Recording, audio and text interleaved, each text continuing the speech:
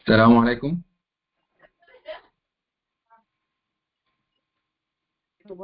عليكم السلام ورحمة الله. وعليكم السلام ورحمة الله وبركاته. يا أهلا وسهلا، يا مرحبا. أهلا وسهلا بعد الشيء.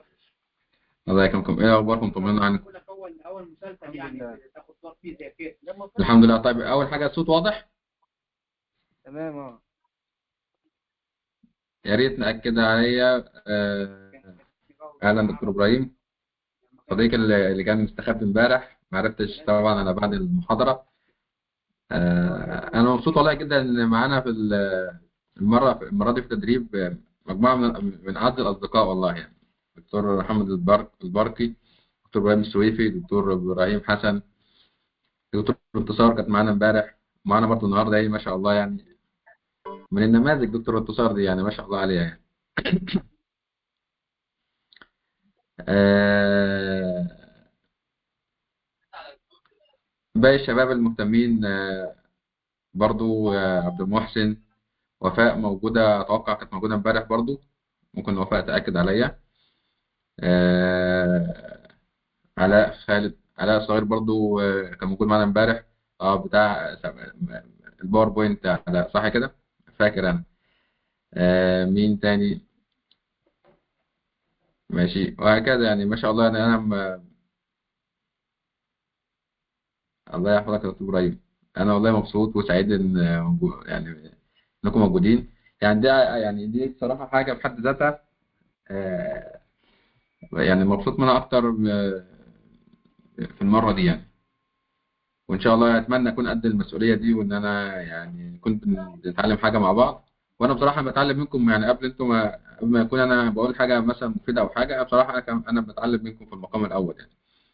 فبجد بشكركم جدا على وقتكم وعلى حضوركم. وطبعا لو في أي حاجة تحت أمركم في أي وقت يعني.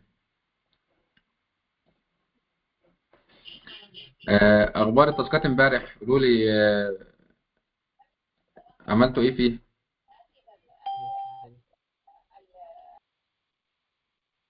الله يحفظك. علاء، أبشر دي يبقى لك علاقة بالسعودية. علاء يا إما شغال هناك بقى، يا إما شغال معاهم. المهم يعني أبشر أعزك الله، دي خلاص دي سعودي على طول يعني.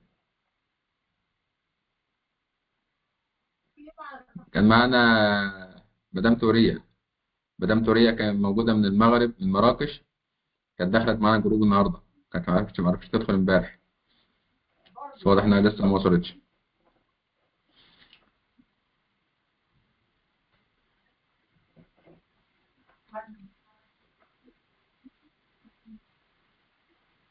تمام. صحيح، وفاء عملت التاسكات. اخر تاسكات اتنشرت اللي هي بتاعت البرتقال. ممتاز ممتاز. هيبقى عارفها وهي مقشره اهو. جميل. اتمنى يعني يكونوا كده، يعني المفهوم بتاع الذكاء الاصطناعي وازاي بيشتغل يكون واضح بالنسبه لنا، وان هي تقنيه جديده قويه، بس هي في خدمتنا ونقدر نوظفها لينا. فدي اتمنى يكون المفروض ده، او حتى الان، او الخطوه دي خدناها، المفروض ان احنا خدناها امبارح. اتمنى تكون وصلت معانا بمستوى كويس يعني. تمام.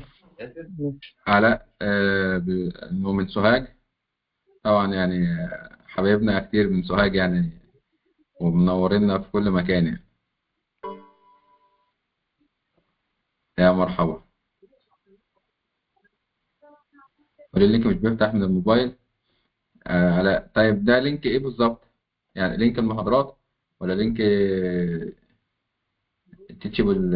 عشان كان في حد برضه عنده مشكلة في التيتشبل على الموبايل، هو بيشتغل على اللابتوب.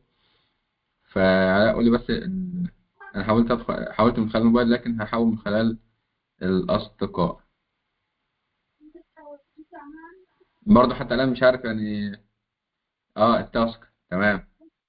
التاسك هو فعلا محتاج لابتوب او كمبيوتر تدخل من عليه، عشان التيتشبل ماشين يشتغل معاك، محتاج كمبيوتر. طيب في اي حد تاني بالنسبه لموضوع جوجل اسيستنت طبقتوه؟ يعني فعلتوا جوجل اسيستنت ونزلتوا جيميناي وكلمتوا معاه سواء شات او صوت؟ طمنوني كده، خدنا خطوه امبارح ولا ايه؟ يا ريت برضه في الشات كده قولوا لي اللي نزل الشات امبارح او اللي نزل الاسيستنت او شغله او بدأ يتفاعل معاه بخطوه جديده. طبعا هو كده كده كان معانا من سنين يعني، بس طبعا طبيعي ان امبارح احنا عرفنا قد ايه هو هيبقى مفيد بالنسبه لنا، وبالتالي نبدا نستخدمه. يعني ما نستعجلش على الاستفاده الكبيره، او ان احنا نحس ان احنا بنعمل حاجه مفيده. في الاول كده تحس انك انت ايه بتعمل شغل اطفال، يعني لو انت قدامك آلة بتقعد تكلمها في اي كلام، هي بتقول لك اي كلام برضو، ما في الاخر ما بتوصلش لحاجه مفيده يعني، او تحس انك ما طلعتش بفايده. بس هي الحقيقه انك طلعت بفايده، انك مجرد انك بتتعامل مع الاداه ده بيكسبك الكونسيبت نفسه بتبدا يتبني عندك، وفي نفس الوقت السكيل، المهاره في استخدامه والاستفاده منه بتبدا تتبني معاك. فما تستعجلوش من من الاستفاده من الادوات بشكل مفيد، يعني بشكل تحس انك انت فعلا عملت حاجه. هتوصل للخطوه دي بس قدام شويه، فاصبر لحد ما توصل لها. تمام. تمام ان شاء الله. جي بي تي احنا هنتعامل معاه النهارده ونشوف، وهنتعرض للبرومت انجينيرنج ان شاء الله، هندسه الاوامر، زي ما برضه كان حد طلب امبارح موضوع البرومت انجينيرنج، وهنشتغل معاه النهارده ان شاء الله. طيب استاذنا محمد معتصم،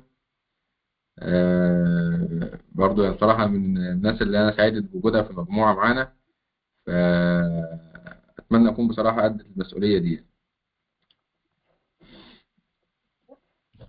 قد طيب ردود خلينا الله يحفظك استاذنا. ده احنا اتشرفنا ان احنا ننضم للكورس السريع ده والله. الله يعزك الله يعزك يا استاذنا، يعني انت تلاميذ سعادتك يعني. الله يبارك فيك. الله يحفظك يا استاذنا. طيب نبدا بسم الله في المحاضره بتاعت النهارده. نبدا ان شاء الله نكمل مع بعض، سواء في الجزء اللي هناخده في البرزنتيشن او في التطبيق العملي ان شاء الله اللي هناخده فيه مع شات جي بي تي. طيب نبدا كده بسم الله.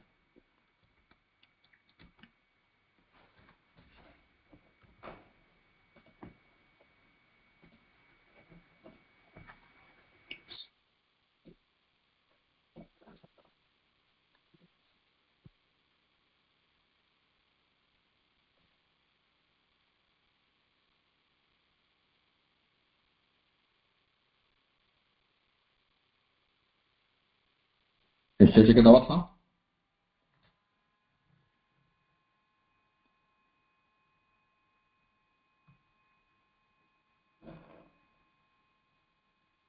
شباب الشاشه واضحه معاكم؟ تمام واضحه. واضحة يا دكتور. ممتاز ممتاز. طيب احنا بدأنا الحمد لله في المبادرة، وعرفنا الجزئية دي، وعرفنا أهدافنا اللي احنا مشينا عليها سريعا اهي. احنا مشينا عليها والحمد لله. احنا هنراجعها مع بعض في آخر يوم اللي هو بكرة إن شاء الله، هنشوف حققنا منها ايه، وايه اللي احنا لسه ما حققناهوش لو في حاجة ما حققناهاش. طبعا عرفنا يعني ايه أجيال الإنترنت، عرفنا يعني ايه ذكاء اصطناعي، خدنا أمثلة عليه، خدنا النشاط بتاع تيتشي والماشين، خدنا هل نخاف منه ولا لا، الامثله اليوميه على استخدامات الذكاء الاصطناعي اللي احنا موجوده في حياتنا، النشاط التطبيقي بتاع جوجل اسيستنت. نقدر نشبه الذكاء الاصطناعي بايه كتقنيه او كنقله نوعيه. فقلنا شبهناها بموضوع السيارات، ان احنا بدل ما كنا ماشيين رجلينا ونركب جمال وخيل، بدأنا نعتمد على السيارات، فده عمل نقلة نوعية كانت ضخمة أو نحسها مرعبة بالنسبة لنا. ده كان واقع ماشي. المطلوب مني عشان أقدر أستفيد منه إن أنا أعمل إيه؟ أتعلم قيادته، زي أكني بتعلم قيادة السيارة بالظبط، وأقدر أستفيد منها بشكل كويس. كل واحد طبعا في تخصصه يقدر يستفيد منه. طيب نبدأ إن شاء الله بالجزء بتاع النهاردة، اللي هو إيه الفرق ما بين الذكاء الاصطناعي وتعلم الآلة والتعلم العميق وعلوم البيانات. دي مجموعة من المفاهيم اللي احنا محتاجين نفهمها كده سريعا بشكل بسيط، يعني برضه مش هنتعمق عشان هي القصة احنا مش محتاجين نتعمق فيها، بس بتكون المفاهيم بالنسبة لنا واضحة وعارفين مين او علاقتهم ببعض ايه، لكن داخليا ايه ما يشغلناش خالص الموضوع، لان احنا زي ما قلت لكم احنا دورنا احنا بس بنفهم الموضوع وعايزين نستفيد منه على المستوى الشخصي. فنفهم بس الدنيا والمفاهيم تبقى بالنسبه لنا واضحه ومظبوطه. طيب الاي اي والماشين ليرنينج والديب ليرنينج والداتا ساينس دول باختصار في الشكل اللي قدامنا ده الاي اي الارتفيشال انتليجنس، ده الدائره الاكبر اللي بتضم جواها الماشين ليرنينج. يعني الماشين ليرنينج هو جزء من الذكاء الاصطناعي، والديب ليرنينج جزء اعمق من الماشين ليرنينج. طبعا بحاول يعني بحاول امسك نفسي ان انا ما اتطرقش للتفاصيل اكتر، عشان ايه احنا زي ما يعني احنا ماشيين على هدفنا ان احنا بس نبقى يوزرز فاهمين بس كده. فده ببساطه الشكل ده، يعني بالديب ليرنينج والماشين ليرنينج قدرنا نتوصل للذكاء الاصطناعي، وكلهم والدائره الاكبر من كل دول هي حاجه اسمها الكمبيوتر ساينس او علوم الحاسب. يعني هي دي الدائره اللي بتضم كل التخصصات دي او الكونسبتس او المفاهيم دي. طيب داتا ساينس بقى، داتا ساينس دي علوم برضو نقدر نقول عليها كده داعمه، حاجه كده بتسند في كل المراحل بتسند معايا. يعني الداتا ساينس الهدف منها في الاخر ان يكون عندي مجموعه من البيانات الضخمه بواسطه علوم البيانات، وان انا اقدر انظمها واعمل عليها عمليات منظمه، اقدر اوصل لمجموعه من الانسايتس او من الاحصاءات اللي تساعدني ان انا اخد قرار وان انا افهم الدنيا بشكل اوضح في الداتا دي. باختصار جدا يبقى الداتا ساينس هي مجموعه من العلوم اللي انا لما ادرسها او افهمها يبقى عندي مجموعه كبيره ضخمه من البيانات اقدر ارتبها وانظمها واعمل عليها عمليات بشكل معين، اوصل منها في الاخر لمجموعه من الاحصاءات او الانسايتس اللي تساعدني ان اقدر اخد قرار او اتحرك بشكل سليم في اي مرحله من المراحل دي، سواء في الديب ليرنينج سواء في الماشين ليرنينج سواء في الاي اي سواء في الكمبيوتر ساينس. في اي مرحله من المراحل انا محتاج الداتا ساينس تكون موجوده معايا. علاقتهم ببعض زي ما احنا شايفين، الاي اي بيشمل الجميع، تحته الام ال او الماشين ليرنينج، تحتيه الديب ليرنينج اللي هي الداتا ساينس بتتقاطع مع الكل وبيشمل الجميع هي الكمبيوتر ساينس لو يعني حبينا نضيفه معاهم. فده كده بشكل مبسط جدا يعني ايه او الفرق بين الذكاء الاصطناعي وتعلم الآلة والتعلم العميق وعلوم البيانات. طيب كلمة السر في الذكاء الاصطناعي، كلمة السر ايه؟ البيج داتا. البيج داتا او البيانات الضخمة. زي ما شفنا امبارح في التيتشنج ماشين لما طبقناها عرفنا ان في الاخر الآلة ما قدرتش تديني نتائج او تبقى فاهمة الدنيا غير لما انا اديتها في الاول ايه؟ داتا بيانات بايا كان شكل بقى، سواء بشكل سوبرفايزد او ان سوبرفايزد او باي شكل من الاشكال. المهم في الاخر انا اديتها داتا بشكل معين بطريقه معينه، هي بعد كده اتدربت عليها او اتعلمت بعد كده هي تبدا تديني في الحاله دي تديني نتائج، لكن قبل كده مش هقدر اخد منها نتائج. تمام. وفاء رفع ايديها. حاضر يا وفاء، هخلص بس الجزئيه بتاعه البرزنتيشن وقبل ما نخش في تطبيق عملي. لو في اي سؤال سجليه بس عندك، يعني يا ريت لو في اي سؤال نسجله وان شاء الله نقدر نجاوبه قبل ما ندخل حتى في الجانب العملي، وفي الاخر برضه ان شاء الله هيكون عندنا مساحه للاسئله والاجابه عليها. تمام. طيب دي البيج داتا او البيانات الضخمه، فدي كلمه السر في الذكاء الاصطناعي واللي احنا وصلنا له. طيب ازاي بيشتغل؟ هو ببساطه برضو بدون تدخل او نحن ندخل في تفاصيل كتيره، هي بالتدريب على البيانات. عندي بيج داتا بيتدرب عليها، يقدر بعد كده الاقي برنامج يشتغل معايا زي ذكاء اصطناعي زي ما شفنا بشكل مبسط جدا في تيتشبل ماشين اللي احنا عملناها بنفسنا. تمام. دي كلمه السر وازاي الذكاء الاصطناعي بيشتغل. طيب ليه بنستخدم الذكاء الاصطناعي؟ طبعا دي احنا يمكن معظمنا شافها او قراها او تعرض ليها، بس احنا في ان هو بقى يقدر يساعدني في زياده الكفاءه والانتاجيه، ودي طبيعه اي تكنولوجي ظهرت من زمان جدا، من ايام حتى الكمبيوتر نفسه، ومن قبلها ومن بعد موضوع الموبايلات وهكذا. يعني كل الاجيال اللي طلعت من التكنولوجي هي مهم، يعني بتساعدنا في زياده الكفاءه والانتاجيه، تحسين اتخاذ القرار، عشان بتقدر طبعا تعالج كميه كبيره ضخمه من البيانات بشكل منظم، واقدر اوصل لانسايتس واضحه، وبالتالي اقدر اخد قرار واضح مبني على البيانات اللي عندي. تخصيص خدمات، الذكاء الاصطناعي بيساعدني ان انا اخصص الخدمات. يعني كل واحد هو يقدر يفهم كل واحد ويمشي او يمشيه زي ما هو عايز او زي المناسب ليه. زي ما شفنا في موضوع ترشيحات اليوتيوب مثلا، ترشيحات التيك توك وغيره من الحاجات دي، هي دي تدخل ضمن ايه؟ ضمن فكره تخصيص الخدمات. يعني اليوتيوب اللي معاك او اللي بيرشحه لك مش زي اللي بيرشحه لي، فمعنى كده هو بيخصص لك الخدمه ليك انت بشكل خاص بيك، وبشكل يدعم اهتماماتك. وبالنسبه لي هي نفس الخدمه، بس بيخصص لي منها الجزء اللي يفيدني ويدعم اهتماماتي، عشان انا اقعد استخدم التطبيق كتير، وفي نفس الوقت انت برضه تستخدم التطبيق كتير. لكن لو اشتغل معانا بنفس الخدمه ونفس الترشيحات ليا وليك، يا اما انت هتقع منه يا اما انا هقع منه. لان لو احنا طبعا اهتماماتنا مختلفه، وده اللي في الغالب بيكون اهتمامات بتكون مختلفه. ده كمثال على فكره تخصيص الخدمات في التعليم. طبعا الجزء ده يبقى مهم جدا وخطير جدا، ان كله طالب طبعا مبدا الفروق الفرديه ما بين الطالب والتاني والخلفيات الثقافيه وخلافه، يقدر يكيف المحتوى نفسه بتاع كل ماده او كل درس لكل طالب على حسب الخلفيه بتاعته، وعلى حسب مستواه، وعلى حسب الفروق الفرديه بتاعته، ومستوى ذكائه، وانواع ذكاء ونوع ذكائه، والكلام ده كله. هو يقدر يقرا كل ده ويترجمه ويتحرك في خلاله يعني. وده طبعا من الحاجات اللي هي بيستخدموها فيه، او مفهوم بنبني عليه الذكاء الاصطناعي في التعليم، فكره الكاستمايزيشن او تخصيص الخدمه التعليميه لكل طالب. مش بس لكل طالب، ممكن كمان لكل اقليم. يعني مثلا الاقليم، مثلا الوجه بحري غير القاهره، غير مثلا وجه قبلي، في باك جراوند وطبيعه مختلفه للحياه.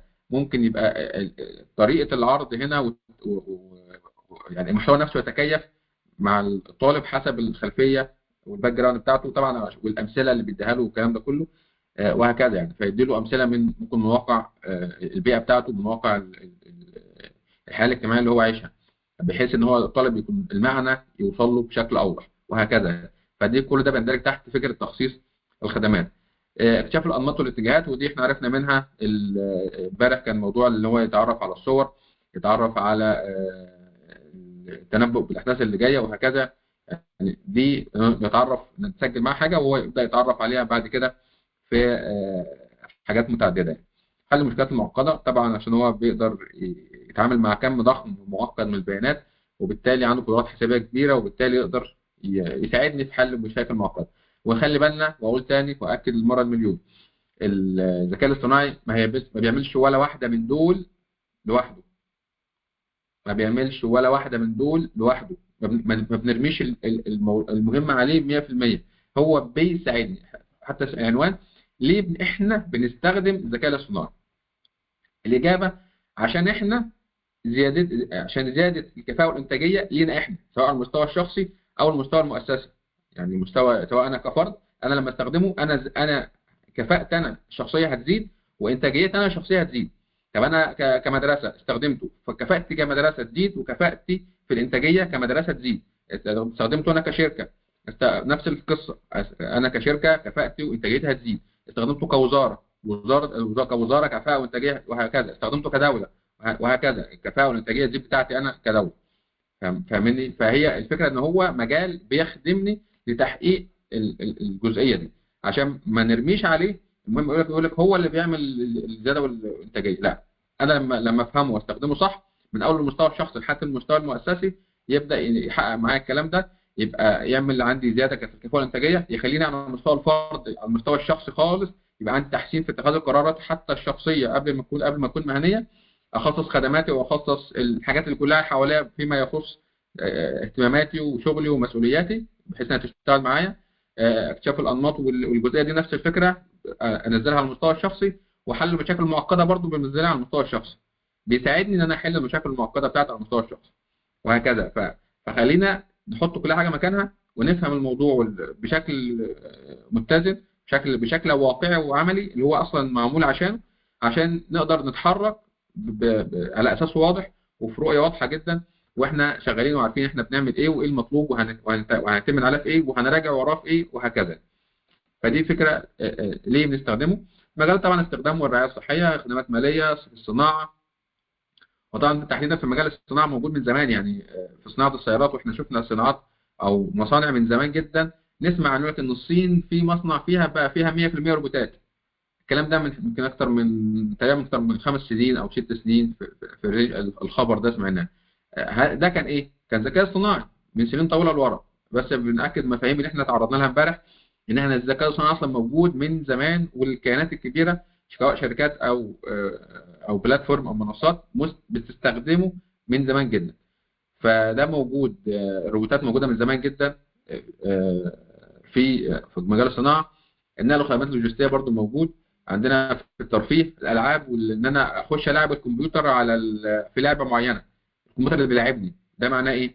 معناه ان الكمبيوتر بيقدر يتحرك ويقدر ياخد قرارات ويبدا يلعبني. فده على فكره ده احد تطبيقات الذكاء الاصطناعي، ان الكمبيوتر انا اخش العب في لعبه معينه، سواء شطرنج او اي لعبه من الالعاب، او حتى الماتش، او حتى اي لعبه، الاقي الجهاز يقول لك انا هخش العب الكمبيوتر جيم. ده احد تطبيقات الذكاء الاصطناعي في الترفيه.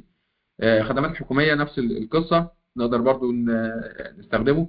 العلوم طبعا هيبقى فيه استخدام رهيب جدا في موضوع العلوم، اكتشاف الادويه وتحليلات واكتشاف المبكر للامراض وقصص كده كتيره قوي نقدر ان شاء الله يساعدنا فيها الذكاء الاصطناعي، طبعا مع تطبيقنا وحسن استخدامنا ليه. طيب نوصل لانواع الذكاء الاصطناعي. انواع الذكاء الاصطناعي ده بالنسبه لنا في انواع، هم 3 انواع عايزين نعرفهم ونشوف احنا دلوقتي وصلنا لأنهي نوع، والنوعين التانيين هنوصل لهم امتى، ولا هيحصل ايه. اول حاجه ال ANI او الارتفيشال النارو انتليجنس او الذكاء الاصطناعي الضيق. ده بيركز على اداء مهمه واحده وبيحاكي فيها السلوك البشري، لكن ما عندوش القدره على التفكير، ما بيقدرش يفكر وياخد قرار. حلو، ياخد قرار لوحده، ما يقدرش يعمل ده ال ANI او الارتفيشال نارو انتليجنس. طيب زي ايه؟ برامج التعرف على الصور اللي احنا شفناها، دي احد تطبيقات الذكاء الاصطناعي الضيق. الروبوتات بتاع التصنيع، وحتى الطائرات بدون طيار، دي برضه تبع النارو انتليجنس. السيارات ذاتيه القياده برضه معانا في نفس النوع. مرشحات البريد الالكتروني وكل الخدمات اللي هي بتاع التطبيقات والكلام ده كل ده في الذكاء الاصطناعي الضيق. ده اول نوع معانا من انواع الذكاء الاصطناعي، ال ANI اللي هو النارو انتليجنس الخاص بالمهام دي، او دي احد التطبيقات بتاعته. طيب تعال نشوف بقى حاجه اسمها AGI او الارتفيشال انتليجنس جنرال انتليجنس، وده بقى بنسميه الذكاء الاصطناعي العام. ده دوره ايه، او النوع ده الهدف منه ايه؟ الهدف منه ان انا يبقى عندي محاكاه شامله للذكاء البشري. يبقى عايز اوصل لنموذج من الذكاء الاصطناعي زي محاكاه شامله للبشر، زي البشر بالظبط. حلو، نقدر نسميه العام، يعني الذكاء الاصطناعي العام او الذكاء الاصطناعي القوي او العميق. وطبعا ده محتاج او هدف انه يوصل لآلات تمتلك ذكاء عام يحاكي الذكاء البشري والسلوكيات البشريه، يعني يقدر يفكر، يقدر يعمل زي البشر، وفي نفس الوقت يفكر وياخد قرار زي البشر برضه. فبالتالي هيقدر يوصل لمرحله ان هو يكون قادر على التفكير والتصرف واتخاذ القرار زي البشر. تمام. وطبعا ده عشان هم شغالين عليه بنستخدم حاجه اسمها نظريه العقل، وعشان نقدر نخلي الاله تقدر تميز الاحتياجات والعواطف والمعتقدات وعمليات التفكير. قصه كده كبيره شويتين وعميقه 3 شويات. طيب طبعا النوع اللي فات احنا عايشينه، طبعا كل الامثله بتاعته احنا عارفين ده اللي احنا عايشينه حاليا وبنعمله. طب الاي جي اي وفقا للاحصاءات والناس اللي شغاله والعلوم اللي شغاله، العلماء اللي شغالين في المجال ده، قال ان النوع ده اصلا لسه قدامنا مئات والاف السنين، ممكن الاف السنين كمان، على ما نقدر نوصل لتطبيق فعلي او نموذج فعلي من الذكاء الاصطناعي العام. معنى كده ان ده اصلا مش موجود حاليا، اللي هو اللي احنا مفكرين ان احنا عايشينه، او مفكرين ان هو ده الموجود دلوقتي. احنا حتى الان احنا في النارو انتليجنس، يعني في الذكاء الاصطناعي الضيق. كل التطبيقات اللي طلعت هي لسه في النطاق ده او في النوع ده.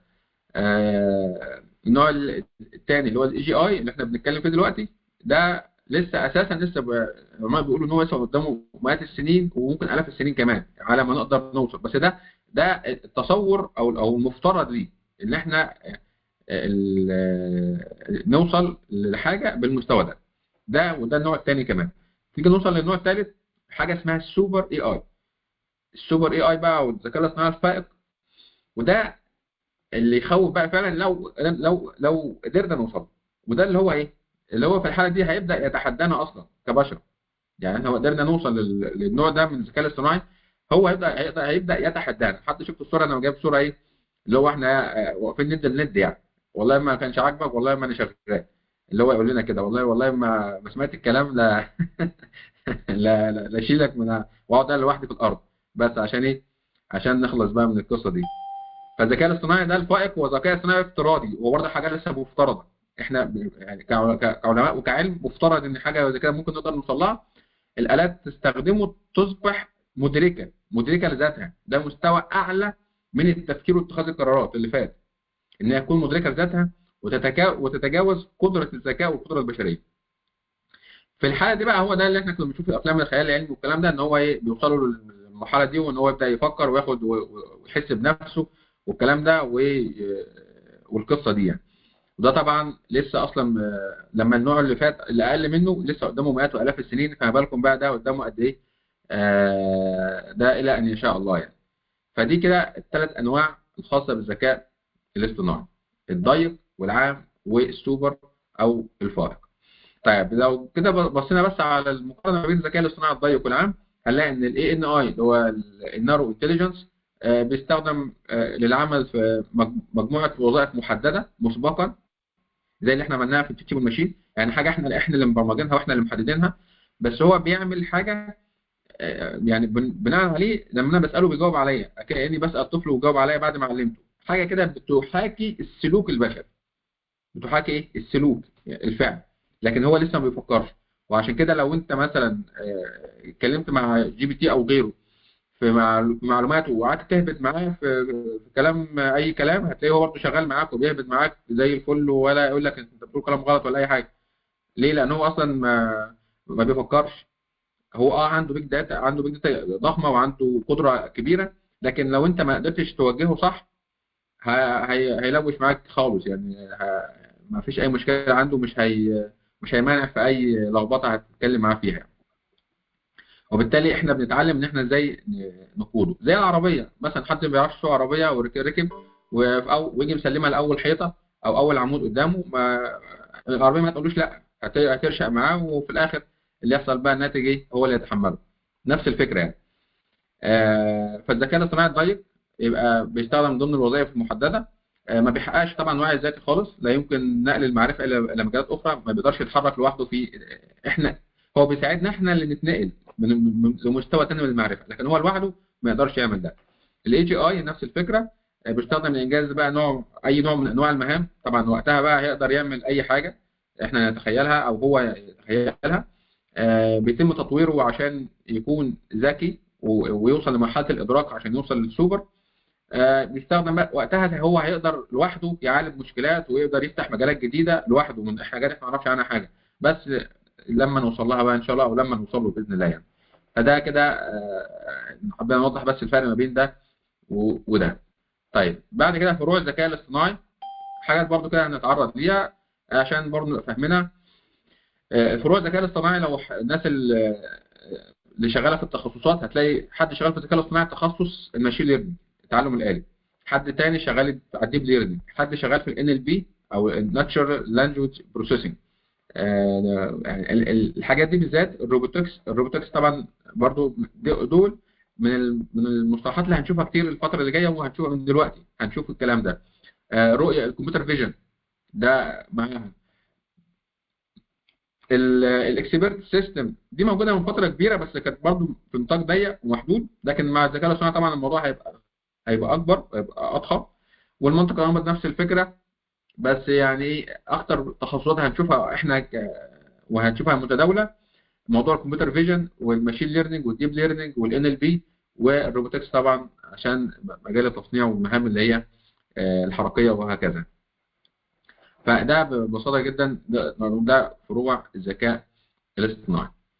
طيب نوصل للبرومت انجينيرنج. بعد ما تعرفنا على الذكاء الاصطناعي وفهمنا ايه هو وبيعمل ايه وانواعه وايه المطلوب مني عشان اقدر استفيد منه بالمستوى المطلوب، وصلنا لمرحله بقى القياده. ازاي نقدر نستفيد من الذكاء الاصطناعي بشكل سليم؟ ازاي نقدر نتعامل معاه مظبوط؟ ازاي نقدر نتعامل معاه صح؟ تمام. دي فكره هندسه الاوامر. يعني انا معنى كده ان مش اي امر للجي بي تي او لاي اداه ذكاء اصطناعي مش معناه ان هو هيديني النتائج اللي انا محتاجها. لا، لازم يكون عندي حاجه اسمها هندسه للاوامر. تمام. لازم اكون فاهم انا بعمل ايه وبحركه ازاي. زي بالظبط زي اكني بسوق عربيه. ماشي، نقدر نقولها شبه كده. لما اتحرك عايز ادخل يمين اعمل ايه مع العربيه؟ طب عايز ادخل شمال، طب عايز اوقفها، طب عايز امشيها، عايز اخليها اسرع، عايز اخليها ابطا. كل الحاجات دي بتعلمها مع العربيه عشان اقدر اسوق العربيه او استفيد منها. نفس الفكره مع الادوات بتاعه الذكاء الاصطناعي، لازم اتعلمها واتعلم ازاي اشتغل معاه عشان اقدر اوصل لافضل نتيجه ممكنه منها. طيب في عندنا فريم ورك كده كانوا محددينه برضو من مصادره عشان يقولوا لنا او يعلمونا ازاي نتعامل مع الادوات دي. طيب البرومت انجينيرنج ده طبعا شات جي بي تي تحديدا برومت فريم ورك. في عندنا اكتر من طريقه بشتغل بيها مع جي بي تي. حاجه اسمها ار تي اف، او ده اختصار لرول تاسك فورمات. رول تاسك فورمات ده معنى اختصار الار تي اف. طيب برومت اكزامبل يعني بيقول لي ايه؟ بيقول لي اكت از رول. يعني انا لما اجي اتعامل مع شات جي بي تي تحديدا، عشان احنا هنشتغل النهارده مع شات جي بي تي بعد ان شاء الله ما نخلص الجزء ده او النقطه دي تحديدا بتاع هندسه الاوامر. اكت از كذا، لازم احدد له الرول ده اللي هو الدور. لازم اتكلم مع جي بي تي، هو جي بي تي فاهم في كل حاجه. اعتبره اعتبره حد خبير وفاهم في حاجات كده، نقدر نقول في كل حاجه. حلو. فانا لما اجي اتكلم معاه ما ينفعش اتكلم معاه قبل ما اقول له انت دورك ايه معايا، دورك ايه معايا. لو انا مثلا انا مدرس هقول له والله بص يا جي بي تي، اول حاجه كده قبل ما نتكلم، انت دلوقتي دورك مدرس رياضيات للصف السادس الابتدائي مثلا، او للصف الثاني الاعدادي في مصر تحديدا. يعني شايف انا بحدد له ايه؟ رول اكت از كذا. بقول له يعني انت مثل بقى، او دورك دلوقتي انك معايا انت مدرس رياضيات للصف الثاني الاعدادي في مصر تحديدا، يعني عشان نشتغل معاك حتى على المناهج المصريه او يعني بالمفهوم والثقافه المصريه. هنا انا حددت له ايه؟ الرول، دوره ايه معايا دلوقتي. بسم الله الرحمن الرحيم كده قبل ايه؟ قبل ما نبدا نشتغل مع بعض. حلو. طيب كرييت ابدا بقى بعد ما اقول له انت دورك كذا، فاللي هو ظبط كاني كده اظبط تفكيرك معايا واظبط الداتا بتاعتك كده عشان ايه؟ هنطلع الطلعه دي في الاتجاه ده في المهمه دي. يعني اظبط الداتا كده معايا وركز في النقطه دي. حلو. هيقول لك ماشي تمام وانا معاك جاهز. هبدا بعد كده تتكريت التاسك. هتبدا تقول له انا عايز ايه. تقول له مثلا انا في الوحده الاولى عندي في الدرس مثلا عن كذا، وندي له اسم الدرس. حلو. اهداف الدرس ممكن لو انا مثلا حبيت احدد، لو انا مثلا عندي منهج محدد جدا عايز اشتغل عليه، اقول له عندي اهداف الدرس 1 2 3 4 وعايزين واعمل لي مثلا برزنتيشن في النقطه دي، او اشرح لي المحتوى ده، او المحتوى ده عايزك توضحه لي بشكل مناسب، او عايز اشرحه لي بمستوى مناسب للمرحله دي. تمام. فهنا انا اديته التاسك اللي هيعملها او اللي هيبدا يساعدني فيها. وبعد كده في من ضمن الحاجات دي في عندي مرحله ثانيه اسمها تحسين. مش بقول له حاجه وهو يقولها لي اقول له خلاص كده شكرا، انت كده تمام والله ينور، لا خالص. في حاجات اقول له لا والله دي مش حلوه، يعني النتيجه دي مش حلوه، والله انت كده زعلتني، والله انا كده هخاصمك يعني. دي على فكره من الحاجات اللي بناخدها اللي بنعملها معاه، ان هو لا النتيجه دي مش حلوه بجد، يعني نقول له النتيجه دي مش حلوه، يعني ركز شويه وعايز نتيجه احسن من كده. هيقول لك حاضر وانا اسف وهنشوف الكلام ده نطبقه مع بعض، ونبدا ايه، ويبدا يديك نتيجه احسن فعلا من اللي فات. ممكن تعمل تكرر معاه الموضوع ده ممكن من 3 ل5 مرات، هتلاقي فعلا بيحسن اداؤه معاك. ولو قفلت الشات دي واشتغلت معاها مثلا تاني يوم على نفس الدرس، على نفس المفهوم، على نفس الدور، هتلاقيه بيديك نتائج احسن. اللي هو بقى انت سبته شويه يفكر ويعيش الدور شويه ده ويظبط دنيته عليه، ولما تتكلموا بكره هتلاقيه اداؤه معاك احسن من اليوم اللي قبل في نفس الشات. يعني كل تاسك كده او كل رول تعمل لها شات منفصله، عشان هو يبقى مركز معاك في الشات دي على الدور ده، على المحتوى ده اللي هو على التاسك ده. تمام. دي فكره التاسك، او ازاي اديله التاسك اللي انا عايزها منه. طيب بعد كده عندنا الفورمات، شو از فورمات. اظهر لي بقى الداتا دي في شكل ايه؟ في شكل جدول، يحط لك في جدول، في شكل مثلا انسايتس او احصائيات لو انت عندك احصائيات، في شكل معادلات لو هي الموضوع عايزه انت في شكل معادلات، في شكل برزنتيشن او عرض تقديمي، هيعملوها في شكل عرض تقديمي اللي هو المحتوى اللي هو انشاه. فده معنى كلمه او طريقه او استراتيجي بتاعت الار تي اف، كاحد الطرق او برومت انجينير اللي احنا بنستخدمها في التعامل مع الذكاء الاصطناعي بشكل عام، والجي بي تي بشكل خاص. اكت از كذا، حدد الدور، كرييت كذا المهمه بوضوح، واقدر احسنها في النتائج، واقدر احسن حاجه اسمها امبروف ريزلتس او تحسين النتائج معاه، واقول له دي دي لا دي حلوه، دي وحشه، لا عايز احسن من كده، وهكذا. بعد كده شو از ويطلع لي ايه، فورمات بشكل كذا، اظبط لي الداتا بشكل نهائي يكون بالشكل الفلاني. وهو في الحالات دي هيظبط لك الدنيا زي ما انت طلبت منه. تي اي جي او التاج، دي تاسك، بدأنا بالتاسك وبعد كده الاكشن وبعد كده الجو او الهدف. دي لو انا عندي عايز اوصل لاهداف محدده في الاخر، ببدأ اقول له التاسك عايزين نعمل كذا، ويبدأ هو ياخد اكشن وينفذ. تمام. واقول له انت دورك فيها كذا، اللي هو الرول، جبنا التاسك الاول وبعد كده انت عايز اعمل دي وانت دورك فيها كذا، وعايزين نحقق الاهداف دي. دي طريقه التاج. لما انا يكون عندي تاسك، التاسك دي مثلا كبيره جواها ادوار، فانا ادي له دور جواها. هنا احنا بدانا بالدور وبدانا بعد كده بالتاسك، لان يبقى الدور اشمل من التاسك، يبقى استخدم الطريقه دي. لو التاسك اشمل اكبر من الدور يبقى اخد دي. يعني مثلا هعمل خطه تسويق الكتروني مثلا كمثال.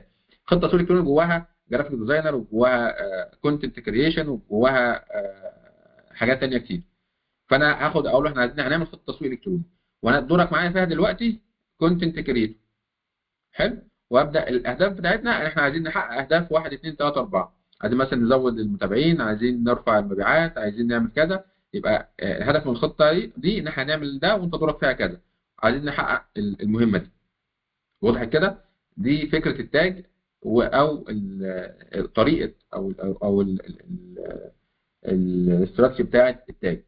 الباب نفس الفكره، ماشي. هي برضو زي ما قلت لكم هي طريقه ثانيه، البيفور والافتر والبريدج. انا دي بستخدمها لما احب اتنقل او يساعدني ان انا انقل من نقطه لنقطه ثانيه، من نقطه الف لنقطه باء. حلو. فهنا انا مثلا الوضع الحالي مثلا على صفحه الفيس بتاعتي مثلا كمثال، هضرب بمثال بحاجه احنا كلنا عايشينها عشان تبقى واضحه بالنسبه لنا. البيفور الصفحه دلوقتي مثلا عليها 1000 فولورز او لسه زيرو، ماشي. عايز انقلها ل 5000. طبعا بنشتغل على وضع الاهداف منطقيه، ماشي. يبقى افتر هي مثلا دلوقتي 1000، انا عايز اخليها 5000. ده البيفور، وده ايه، وده افتر. البريدج باجي بقى اساله هو فيها اعمل ده ازاي. هيجي يسالني ويديني مجموعه من الخطوات، نبدا نمشي عليها واحده واحده لحد فعلا ما نحقق النتيجه. دي طريقه الباب اللي هي بيفور افتر بريدج. تمام. ده برضو زي ما قلت لكم، هي كل طريقه من دي الطبيعي هو في ناس بتقول ان انا استخدم واحده على طول، لكن انا بالنسبه لي ونصيحتي وفقا من خبرتي في التعامل مع البسيطه، يعني في التعامل مع الجي بي تي تحديدا. كل مهمه وكل دور او كل حاجه انا محتاجها منه ممكن ابدا انا اغير حسب الدور. زي ما بنوضح كده، انا محتاج دور اكبر من المهمه استخدم دي، عندي مهمه اكبر من الدور فاستخدم دي، عندي نتيجه انا عايز انقل من الى فاستخدم دي، وهكذا. فحسب اللي انا محتاجه ابدا اختار الطريقه وابدا انفذها معاه عشان نقدر نوصل لنتيجه مع بعض. لان زي ما اتفقنا، وهقول تاني واكد، هو مهمته ان هو يساعدني ان انا احقق اللي انا عايزه. تمام. طيب، ننقل عندنا في الثلاثه في اثنين تانيين موجودين معانا. عندي حاجه اسمها الكير. ماشي. دي بقى حاجه اسمها كونتكست، وحاجه اسمها اكشن، وريزلت، واكزامبل. دي الكير. الكونتكست انا بديله حاجه اسمها السياق، يعني احكي معاه شويه عن المهمه. يعني مثلا انا هنا هشتغل مع هنا، دي تبقى جميله لما اشتغل مع بروجكت. يعني بروجكت يعني ايه؟ الموضوع بقى اكبر. مثلا عندي مثلا اللهم صل على سيدنا محمد، عندي شركه مثلا. حلو. الشركه دي انا عايز اسوق لها. حلو. فبالتالي يعني او عايز اديرها، عايز يساعدني ان انا في ادارتها. وبالتالي انا اول حاجه ابدا بسم الله الرحمن الرحيم كده، اقول له، ابدا اعرفه، اقول له الشركه دي ايه، عباره عن ايه، بتقدم ايه، بتستهدف مين. وما خليش، ولو بدا يديني نتائج اقول له لا، ما تتكلمش معايا دلوقتي، مش عايزك تديني نتائج، انا عايزك تسمع مني. يعني توقفه ويقول لي عايزك تسمع مني، اقول لك حاضر هسمع منك وقول لي. ويبدا انت تقول له السياق او الكونتكست بتاعك اللي عايز يمشي فيه. يبقى انت بتوجهه ان هو يتحرك معاك في كل التفاصيل اللي هتتكلم معاه عن الشركه في الشات بتاعتك دي، في السياق ده او في الاتجاه ده. انت بتعرفه الشركه من اول اسمها لاهدافها، لمثلا محتاج تعمل ايه، لو عندك مشاكل معينه بتقولها له، لو عندك اي داتا عن الشركه بترفعها له، حقيقيه طبعا، عشان هو يبدا يستخدمها ويبدا يواجهك في ضوءها، وهكذا. فده بنسميه الكونتكست او السياق. حلو. الاكشن. حلو. نبدا ايه نبدا في الاكشن. عايزين بقى ايه؟ هنكريت حاجه في الجزئيه دي. حلو. عايزين نعمل بقى مثلا في الشركه، عايزين نعمل لها خطه تسويق، او عايزين نعمل كامبين مثلا، او يعني اللي هو حمله تسويقيه على الفيسبوك تحديدا. اقول له كده، احدد له بالظبط على الفيسبوك ولا تيك توك ولا تليجرام ولا ايه بالظبط، عشان هو كل منصه ليها خصائص وليها ظابطه، فهو يركز معاك على ظبطتها.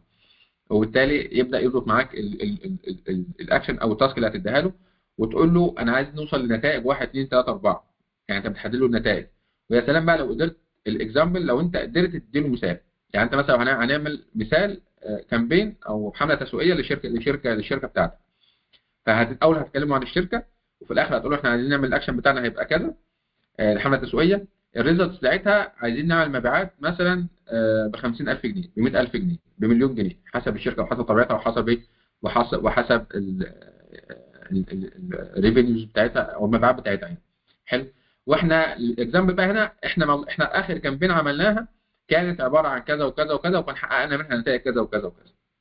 فانا كده ظبطت له السياق وقلت له احنا هنعمل ايه والنتائج اللي احنا محتاجين نحققها، وكمان اديته اكزامبل على قبل كده اتحقق بالفعل، عشان اظبط معاه الموضوع واظبط التوجه بتاعه في النقطه دي، يبدا يقدر يخدمني بشكل مظبوط. دي فكره الكير، ودي ناس كتير يعني بتفضلها. بس قلنا زي ما اتفقنا في حاله البروجكت، لو انا اشتغل على بروجكت في تفاصيل كتير جواه، ابدا بقى من البدايه اعرفه القصه دي واتحرك معاه في الموضوع ده. لو انا ممكن استخدمها برضو لو انا عندي مشكله محدده. ابدا احكي له الاول ايه المشكله، واقول له ابعادها، واقول له مثلا لو في اسباب مترتبه عليها او مشاكل متعلقه بيها او الكلام ده كله، ابدا اديها له في الكونتكست. حلو، يعني اللي هو ادي له الداتا اللي عندي عشان يفكر معايا في اتجاهها قبل ما اقول له، قبل ما اطلب منه اي اكشن. تمام. فابدا بقى اقول له مثلا والله لو انت مثلا مديري، لو انا عندي مشكله في الشركه، ابدا احكي له عنها واقول له تفاصيلها وايه سبب اسبابها من ناحيه وجهه نظري مثلا لو انا اعرف اسبابها. وعايز اعرف افضل حل ليها عامل ازاي. حلو.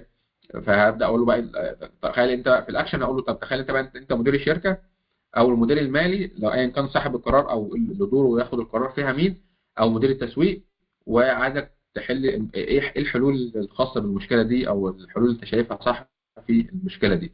هيبدا يديك ريزلتس، ولو طبعا زي ما قلنا لو في امثله سابقه ممكن تديها له، وحتى لو مفيش مش مشكله، بس هو في الاخر هيبدا يديك ريزلتس او انك انت ممكن تربطه. انا عايز احل المشكله بس في نفس الوقت مربوط بنتائج معينه، وهنا تكمن المشكله ان انا عشان عايز اشوف هعمل ايه عشان احل المشكله وفي نفس الوقت احقق النتائج دي. زنقه كده معينه او عندك مشكله محدده، ممكن برضو الطريقه دي تفيدك فيها او بتخليه يظبط معاك تركيزه على النقطه دي. تمام. ده بالنسبه لطريقه الكير اللي ممكن نستخدمها مع جي بي تي. طيب الار الرايز عندنا برضو رول، دور مخصص. ماشي. عندنا انبوت، عندي برضو سكريبت ابدا اديله انبوت معينه، اغذيه برضو بداتا الاول، وبعد كده اديله اسك او اساله ستيبس، قول لي بقى الموضوع خطوات عامل ازاي. وبرضو اكسبكتيشن التوقع، لو انا متوقع حاجه معينه او عايز حاجه تحصل بتصور معين، برضو اقول له انا عايز تحصل بالشكل الفلاني، انت دورك مخصص كذا. الانبوتس تديله الانبوتس اللي انت تديها له. بعد كده في مجموعه من الستبس او مجموعه من الخطوات تبدا ايه تشتغل معاه فيها. وبعد كده الاكسبكتيشن التوقع او الحاجه اللي انت عايز توصل لها هتكون عامله ازاي. ده كده خمس طرق للبروموت انجينيرنج، تقدر تهندس فيهم كلامك مع الشات جي بي تي عشان هو يبقى شغال معاك في نفس السياق ويركز معاك في اللي انت محتاجه، وبالتالي يبدأ يساعدك فعلا في اللي انت محتاجه وتحس فعلا ساعتها ان هو بيساعدك بجد يعني. مش كلام هزار ولا اي كلام، ولا قاعدين بنهبط مع بعض، هو بيهبط وانا بهبط وهو بيهبط قصادي والكلام من ده. لا خالص، لا كده بقى بجد هتحس انك قاعد مع حد اكسبرت، حد خبير في مشكلتك او في مجال تخصصك او في مجال شغلك او في مجال دراستك، وقاعد بينقنق معاك كده بيدردش والمناسبه من النقط الجميله، لو انت مش عارف تساله اطلب منه هو اللي يسالك. قول له والله يعني يا جي بي تي، والله انا عندي مشكله كذا، او عندي شركه ومش عارف اتحرك فيها ازاي، عايزك تساعدني في الموضوع ده، فاسالني كده انت محتاج مني ايه عشان تقدر تساعدني بالشكل ده. هو هيسالك، هو هيجي يقول لك والله انا عايز منك واحد اثنين ثلاثه اربعه، وتبدا انت بقى تاخد برضو الكلام ده وتبدا تديله اللي هو يقول لك عليه وتبدا تتحرك معاه وهكذا. كل الكلام ده هتحس ان هو ايه، حد بقى فاهمني وحد هيقراني وحد هي كان من الحاجات اللطيفه يعني ان حد بنوته يعني بتقول لك الجي بي تي بيبتزني. مش فاهم بصراحه الموضوع ده هم بيوصلوا له طبعا عشان المعرفه ضعيفه كده في النقطه دي، فبيتبعها من حاجات خزعبليه يعني مش ملهاش واقع يعني. في الاخر كل الموضوع ده ماثيماتكس يعني، كلها معادلات رياضيه، وهو شغال بمعادلات رياضيه بحته يعني. حتى مش حاسس هو بيعمل ايه ولا فاهم قوي. هو فعلا مش فاهم هو بيعمل ايه. هو عنده داتا ضخمه، عنده طريقه معينه منظمه بقت قويه تقدر تفيدني بالشكل ده بالطرق دي، عشان كده انا محتاج اهندس معاه الدنيا. زي بالظبط موضوع العربيه لو قلت له مثلا لو انا قدامي عمود وانا مسنتر العربيه على العمود ودايس بنزين على الاخر، ما هتقولكش لا لا استنى وقف احنا قدامنا عمود، هي هتلبس معاك في العمود، وهتبقى جايه رايحه جري زي ما انت بتقول لها هجري، هتجري ومسنطره على العمود بالظبط، او على الحته بقى انت يعني ايه، انت حسب ما تختار يعني. هي نفس الفكره يعني هي مش فاهمه العربيه، نفس فاهمه الموضوع، كان قرارك انت والخطأ خطأك انت، والنتيجة انت هتتحملها. نفس الفكرة بالظبط. انت عليك طريقة معينة، هي أداة قوية وموجودة، وعليها طرق محددة محتاج تتعلمها عشان تبدأ تستخدمها معاها، فتطلع باستفادة مفيدة، يعني أكبر استفادة ممكنة ليك أنت على المستوى الشخصي زي ما اتفقنا، أو على أي مستوى مهني، مستوى شغل، على أي مستوى أنت محتاجه. فموضوع إن حد بقى يقول لك والله أنا اديته معلومات وبعد كده بدأ يبتزني، ما اديته معلومات وبعد كده هددني بيها، وكل الكلام ده دي حاجات خزعبلية، يعني ملهاش أي واقع من الصحة. حاجات كده ملهاش أي دور في الحقيقة يعني. ده بالنسبة للموضوع حتى الآن. فإحنا دلوقتي ده المحتوى اللي إحنا هناخده النهاردة. هنبدأ إن شاء الله نشتغل مع جي بي تي، وهنا نقدر نفتح الأسئلة عشان لو في أي سؤال قبل ما نبدأ نطبق ونفتح الجي بي تي ونشتغل عليه. فاللي عايز يسأل، ما يعني معلش إحنا هنبدأ اللي عايز يستخدمكم يرفع إيده. عندنا في الرياكشن تحت في البرنامج نقدر نرفع إيدينا، ونقدر عشان بس ننظم الموضوع. طيب عندنا في سؤالين، حد تاني هيسأل؟ طيب على ما برضو الناس تفكر، لو حد عنده أي سؤال نبدأ بوفاء عشان نرفع ايدينا من بدري. اتفضلي يا وفاء، المايك معاك. هو أنا كان سؤالي عن الجزء بتاع اللي هي التشارت اللي حضرتك حطيتها تخص الديب ليرنينج وبعد كده الماشين ليرنينج اللي احنا عملناه في اللي هي تيتش ماشين دي. لما علمناها صورة البرتقال أو البنانة ده كده ماشين ليرنينج اوتوماتيك جواها محقق الديب ليرنينج. اوتوماتيك جواه بيحقق فعلا الديب ليرنينج، عشان كده لما بيعرف البرتقاله وهي مقشره. طب ممكن بس فاهم. يعني توضيح اكتر، يعني ايه ديب ليرنينج، يعني ايه ماشين ليرنينج؟ انا فهمت ان هم كلهم هيصبوا في الاي اي مع حلو. الداتا ساينس، بس يعني ليه اسمها دي ماشين ليرنينج ودي ليه اسمها ديب ليرنينج؟ ودي اكواد معموله مثلا بلغه برمجه معينه كلها متاحه على النت، لما نيجي نستخدم شات جي بي تي ورا ده اكواد اوريدي كرييتد. اول ما بنقعد نكتب الاوامر اللي قاعدين نكتبها دي كل الكلام ده بيران اوتوماتيك. يعني تقصدي الديب ليرنينج يعني كلهم بيشتغلوا معانا في نفس الاتجاه يعني. هو بالنسبه للسؤال الاخير، ان وانا بستخدم اي كل الماشين ليرنينج والديب ليرنينج بيشتغلوا معايا، شغالين معايا انترنال يعني. صح كده؟ ده كان سؤالك الاخير. اما ايوه بالظبط. الجزء الاول من السؤال اللي كان اللهم صل على سيدنا محمد، يعني ايه ديب ليرنينج يعني، وايه الفرق بينها وبين الماشين ليرنينج، صح كده؟ بالظبط. هي جزئيه دقيقه شويه، بس انا هحاول ابسطها لك عشان برضو مش عايز الموضوع شيق، وموضوع بصراحه أنا بالنسبه لي انا حتى يعني الموضوع بيسرقني، فانا مش عايز نقع في المطب ده. بس هحاول اجيب لك كده حاجه توضح الجزئيه دي. اللهم صل على سيدنا محمد. ايوه، نقدر ناخد الصوره دي. جميل. شايفين كده معايا الصوره دي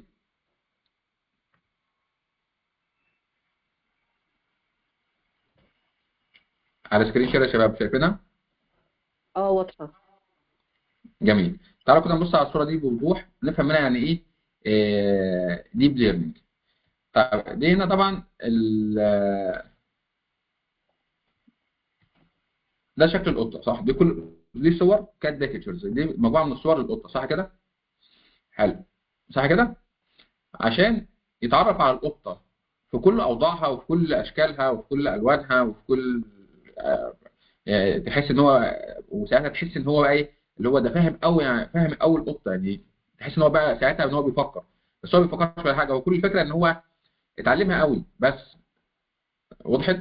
فعشان يتعلمها عشان يفهم شفت الجزء اللي على اليمين ده، دي دماغ القطه فور اكزامبل يعني كمثال، وطبعا المثال ده هينطبق على على اي حاجه ثانيه. دي دماغ القطه عشان يفهمها بدقه. شفت ودنها، شفت الود ده الودن، صح كده؟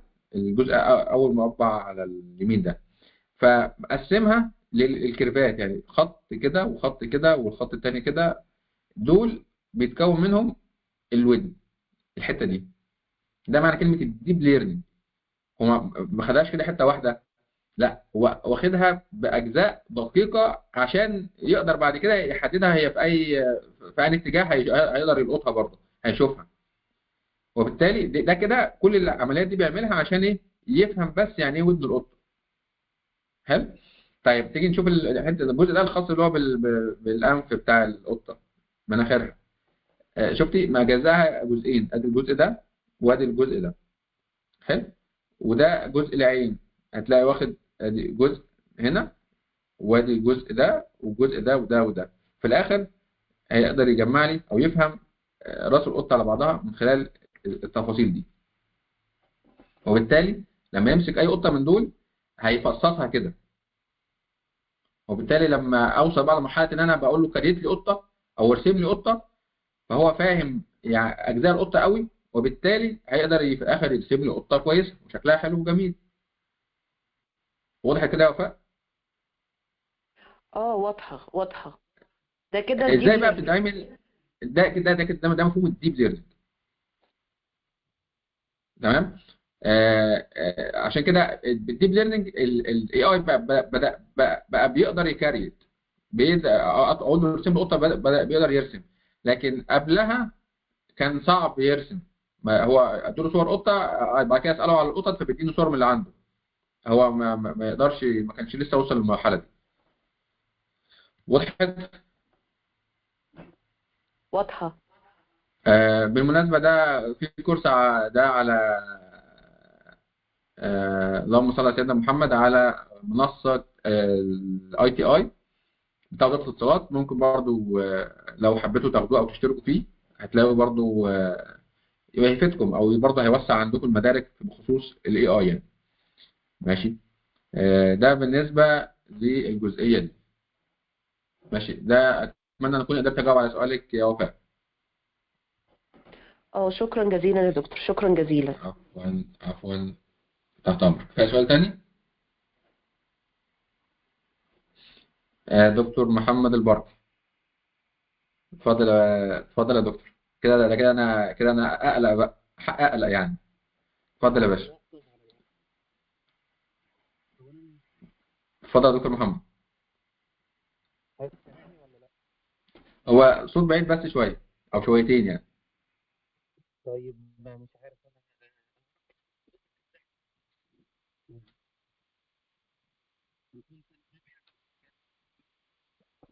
حضرتك معايا يا دكتور؟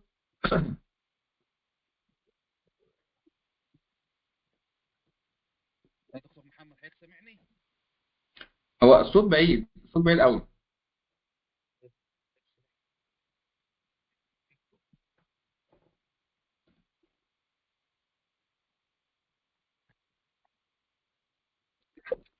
كده الصوت أوضح؟ كده اوضح، كده جميل. كده الصوت أوضح يا دكتور؟ اه معاك يا دكتور، كده تمام، الصوت واضح. اتفضل يا باشا. طيب أولا بقول لحضرتك أنا بشكرك جدا على الكورس، إن شاء الله يعني حاجة جميلة وحاجة رائعة، رغم إن أنا من الناس المفروض باحثين وبتعلم في موضوع الذكاء الاصطناعي ده، وحضرت أكتر من كورس في أكتر من مجال. بس حضرتك ما شاء الله يعني منظم الكورس وحاطط المعلومات التأسيسية للكورس بشكل رائع جدا، حتى طريقة العرض والبرزنتيشن هايلين، فأنا بحييك عليه. دي كان ليا شهاده بس اعتز بيها مداخلة والله يعني. كان ليا مداخلة سريعا بس كده، وبعد كده اتفضل يتبعها سؤال. المداخلة اتفضل. تخص الجزئية بتاعت لما حضرتك اتكلمت عن الروبوتك. فأنا مؤخرا كنت بحضر دورة في الروبوتك في معهد بحوث الإلكترونيات، فالمحاضر اللي كان بيدينا قال حتة مهمة جدا في جزئية حضرتك اتكلمت فيها من شوية تخص موضوع الذكاء الاصطناعي. قال إيه؟ قال يا جماعة دلوقتي البحث عن الإجابة أصبح خلاص متاح، فإحنا مش محتاجين نتعلم إزاي نجاوب على الأسئلة، إحنا محتاجين نتعلم إزاي نسأل الأسئلة. فأعتقد جميل. إن الجملة دي من أول ما أنا سمعتها وأنا خليتها محور اهتمامي بمجال الذكاء الاصطناعي. فيعني أنا بحيي حضرتك برضو إن أنت أشرت ليها بشكل يعني أو بآخر في لما كنت بتتكلم عن هندسة الأوامر. فيعني حبيت بس أكد على المعلومة دي، لأن فعلا مهم جدا إزاي نسأل الأسئلة، مش إزاي إن إحنا نوصل الإجابات، لأن الإجابات أصبحت خلاص متاحة يعني، إنما إزاي طيب أسأل السؤال ده أصبح هو الأهم. اجي جميل. بقى للسؤال بتاعي، ومعلش لو كنت قطلت. السؤال لا لا، تحت بتاعي، امرك. احنا دلوقتي الجزء اللي احنا بناخده متعلق بالجينيريتيف اي اي، او اللي هو الذكاء الاصطناعي التوليدي. تمام. تمام احنا تمام تحديدا محاضرة امبارح ومحاضرة النهارده تقريبا بنتكلم عن توليد النصوص. تمام. جميل. فالادوات اللي حضرتك شرحتها طبعا هم ما شاء الله حلوين جدا ورائعين، سواء كانت جيميناي او شات جي بي تي، ومن الادوات المنتشره جدا. السؤال جميل. بتاعي اللي كنت عايز اساله، هل حضرتك استخدمت ادوات في توليد النصوص، يعني غير شات جي بي تي وغير جيميناي بيتيحوا في الفور فري بتاعهم يعني فيتشرز اكتر من اللي بيتيحوه شات جي بي تي وجيميناي؟ ده السؤال او الشق الاول من السؤال. السؤال الثاني، لو في امكانيه ان انت تمدنا بقائمه بادوات الذكاء الاصطناعي اللي انت حاليا بتستخدمها وشايف ان هي كويسه وبتتيح الجزء المجاني، لان انا واحد من الناس يمكن حضرتك عارف ده، انا مثلا بعمل فيديوهات باستخدام الذكاء الاصطناعي، ولكن معظم الادوات اللي بتدينا الامكانيه ان احنا نعمل فيديوهات بالذكاء الاصطناعي او صور بالذكاء الاصطناعي بتبقى مدياني يعني فيتشرز محدوده وعدد محدود من الخيارات بالامكانيه المجانيه، وبعد كده عايز تشتغل ادفع يا باشا عشان تعدي. تمام. فلو في عند حضرتك قائمه موجوده بتتيح ادوات اكتر من الذكاء الاصطناعي الاستخدام المجاني، نكون شاكرين جدا. ومعلش اذا كنت اطلت، وبشكرك جدا وبحييك مره ثانيه على العرض الرائع للكورس. خالص تحياتي يا دكتور. انا بشكر حضرتك جدا والله على المداخله الجميله دي، وعلى تاكيد الجزئيه بتاعت السؤال ان احنا نتعلم ازاي نسال، لان الاجابه بقت دوره هو كذكاء اصطناعي. بالنسبه للسؤال اللي هو الخاص بموضوع المواقع وقائمه المواقع. طيب عايز اقول لكم انا في الجزئيه دي بصراحه انا بدات ما اتعلمت الذكاء الاصطناعي. عايز اقول لكم انا دخلت في وخدت طبعا كورسات، يعني دخلت بحثت وكانت حتى رساله الماجستير بتاعتي كانت في استخدام الذكاء الاصطناعي في وتاثيرها على العائد على الاستثمار في مجال الاعمال يعني. طيب بس في الحاله دي انا وصلت لمرحله من التوهان من كتر المواقع اللي انا كنت بستخدمها. فلقيت ان انا في الاخر مشتت وبستخدم مواقع كتير بس مش بوصل لنتائج فعليه او بنتائج حقيقيه. وهنا انا قررت وقتها ان انا ابدا لا ابدا ارجع واركز على ادوات محدده جدا واستخدمها واطلع منها بنتيجه، حتى لو النتيجه دي مش هي الاحسن نتيجه ممكن نوصل لها من مواقع او في مواقع تانية كتير اقدر من خلالها اطلع بنتائج احسن من كده. بس قلت لا، برضه هفضل مركز على اداه معينه اجيب احسن ما عندي انا في التعامل معاها، مش احسن ما عندها هي، لان هي كده كده موجوده. ولو طلعت احسن ما عندي انا في التعامل معاها مليون في المية هطلع احسن ما عندها في التعامل برضه مع الموضوع بتاعي. ومن بعدها ابدا اتحرك في ادوات اقوى في تخصصات محدده. طيب يبقى هنا حبيت بس اقول لكم او أقول لكم تجربتي الشخصيه في الجزئيه دي. بالنسبه للمواقع المجانيه او ان احنا تتيح لنا فيتشرز او تسمح لنا ان احنا نستخدمها، بصراحه حتى الان من تجربتي الشخصيه مفيش مواقع ذكاء اصطناعي قويه، وحطوا تحت قويه دي يعني 100 خط، بتسمح باستخدام مجاني كتير، لان هم طبعا عارفين قوي او فاهمين قوي الفاليو اللي هم بيقدموها وعارفين مستواها كويس، وبالتالي هي دي خدمات مدفوعه او الهدف منها هدف ربحي، وبالتالي هم لازم يدونا بس حته صغيره عشان نجربها، ودي طريقه من طرق تسويقها يعني. وبعد كده يقول لك خلاص يا باشا عايز تكمل بقى وتستفيد ادفع عشان هتستفيد، وبالتالي يبقى الاستفاده متبادله. فنفس الفكره. لكن من وقت للتاني ممكن بتظهر اداه ممكن جديده، فبتاخد وقت الاول مثلا شهرين ثلاثه، ممكن 6 شهور، ممكن احيانا بتوصل لسنه. في الفتره دي بيسمح لي ان انا هم بيبقوا فاتحين استخدام واسع شويه عشان بس يوصل لمرحله الانتشار. ولكن برضه مجرد ما بينتشر ومجرد ما بيوصل لمرحله ستيبل في اليوزرز، في عدد اليوزرز اللي هو متارجته، بيبدا برضه يقفل ويقلل الفري تريال بتاعه، ويوصل لمرحله ان هو بيمنع زي ما حصل مع اللهم صل على سيدنا محمد. كانت اداه بتاع ميد جيرني بتاعت الصور، طبعا اداه مجرمه في الصور واداه قويه جدا، ووصلوا لمرحله ان هو ما عندناش تريال بقى، خلاص احنا مش عايزين حد يجربنا، احنا مجربين كده وزي الفل، وهتسمع عننا كتير او سمعت عننا، انت جاي لنا وعارف احنا مين وعارف مستوانا ايه. او من الاول كده هتدفع هتشتغل، ما تدفعش خلاص شكرا ايه، ما انت شغال معانا. هو الموضوع بيوصل مرحله في استخدام المنصات. من وقت للتاني احاول، لو لقيت حاجه زي كده او لقيت فرصه ان احنا اداه قويه نستخدمها بشكل مجاني، حاضر انا هبعتها وارفعها على الجروب بتاعنا. والجروب ده ان شاء الله برضه مستمر حتى بعد انتهاء المحتوى بتاعنا بكره باذن الله، برضه الجروب يفضل مستمر بينا ونتبادل عليه، سواء اسئله منكم ونجاوب عليها، او لو في اي موقع من عندي او معلومه جديده برضه ان شاء الله هضيفها لكم على الجروب بتاعنا. ده بالنسبه للسؤال الخاص بالمواقع المجانيه اللي ممكن تدينا استخدام كتير. فالموضوع قايم على فلسفه بيزنس شويه، فبالتالي هم بيشتغلوا بالمنطق ده. بالنسبه لقائمه المواقع اللي انا بستخدمها حاليا، حاضر هبعت لكم على الجروب برضو ملف فيه مجموعه من الادوات اللي انا بستخدمها تحديدا. وفي طبعا ادوات تانية كتير، بس كان حد سالني امبارح برضو سؤال في نفس النقطه دي، فقلت لكم او كان ردي قلت له الاغراق سهل. انا اقدر اغرق لك الدنيا ملفات ومواقع ومحتوى، وفي الاخر ما هو انت هتوه في وسط الليله دي. فانا كنت حريص ان الموضوع بس نبدا مع بعض خطوه خطوه، احطك على اول الطريق، يبقى انت فهمت الدنيا، فهمت حتى لما اديك حاجات كتير انت تختار منها ايه وتسيب ايه، يعني انت كنت صاحب قرار فيها، تاخد دي لا او دي لا، مش هاخدها دلوقتي، مش هفتحه اصلا دلوقتي. المواقع دي انا هاخد الموقع ده وده وده بس، دول هشتغل عليهم، او ممكن الموقع ده بس، موقع واحد بس اشتغل عليه واخلص معاه واظبط اموري معاه، وبعد كده ابدا ابدا اشوف غيره وهكذا. فانت او انت خلصت، او انت من الناس اللي بتخلص بسرعه وعندك وقت، فخلاص فتقدر تشتغل مع اكتر من موقع مع بعض، ايا كان كل واحد فينا حسب قدرته وحسب هو يقدر يعمل ايه. لكن زي ما قلت لكم اوعى تغرق، زي ما حصل لنا كده في الاول. من الكتر انهماكك او فرحتك بانك انت بتستخدم مواقع ذكاء اصطناعي كتير، هتلاقي نفسك بتغرق او غرقت بالفعل، فساعتها هتحاول ترجع تاني. ماشي، فحاول من الاول ما توصلش او ما تخشش المطب ده، حاول من الاول تظبط امورك وتمشي معاه واحده واحده، عشان تحاول تحس باستفاده فعلا من استخدامك للذكاء الاصطناعي. تمام. فشكرا جدا لدخلتك دكتور محمد واسئلتك.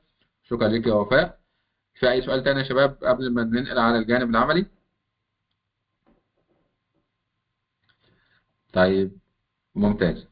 خلينا نبدأ نشوف شات جي بي تي.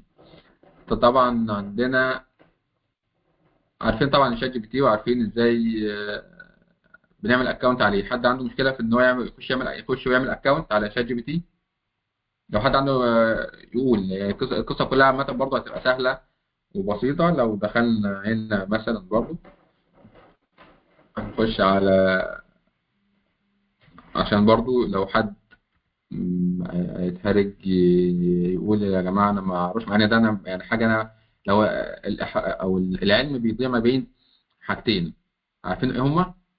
اللي عارف كده يكتب لنا في الشات لحد ما نفتح الاوبن اي اي. العلم بيضيع بين حاجتين، ايه هما يا شباب؟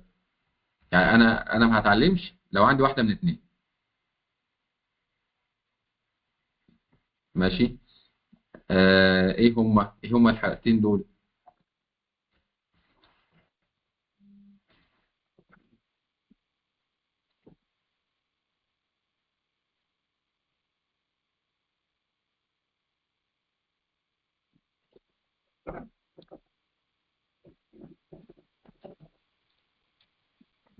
كده اوبن اي اي لحد ما، ده كده الموقع بتاع اوبن اي اي. ask GPT anything. البوم تقل بقى و anything وبتاع وكلام. في الاول ما كانش فيه الكلام ده خالص يعني. دي اوبن اي اي. نرجع للسؤال بتاعنا.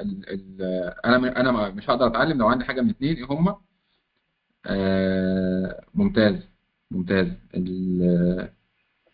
المشاركات فعلا الحياء والكبر.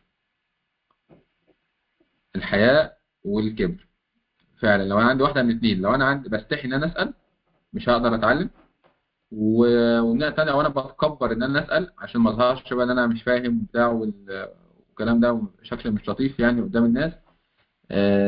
واحده من الاثنين دول كفيله ان هي ما هتعطلك انك انت تتعلم. وبالتالي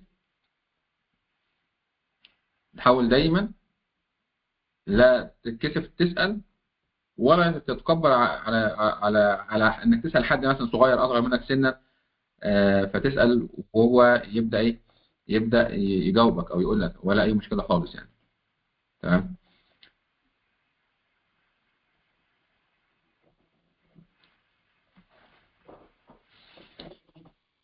فشكرا جدا على مشاركتكم في الإجابة على السؤال ده، وأتمنى يعني احنا في حاجات تانية كده احنا بناخدها مع بعض برضو، حاجات بتعطلنا يعني. احنا لو عندنا واحدة من الاثنين دول برضو تعطلنا، واحنا هدفنا في الآخر احنا نتعلم، فأي حاجة تساعدنا إن احنا نحقق الهدف ده إن احنا نتعلم فبناخدها معانا، أو ما عندناش مشكلة إن احنا ناخدها معانا في طريقنا. ولو حد منكم برضو عنده أي إضافة يا ريت وأنا أتعلم منها قبل أي حد يعني.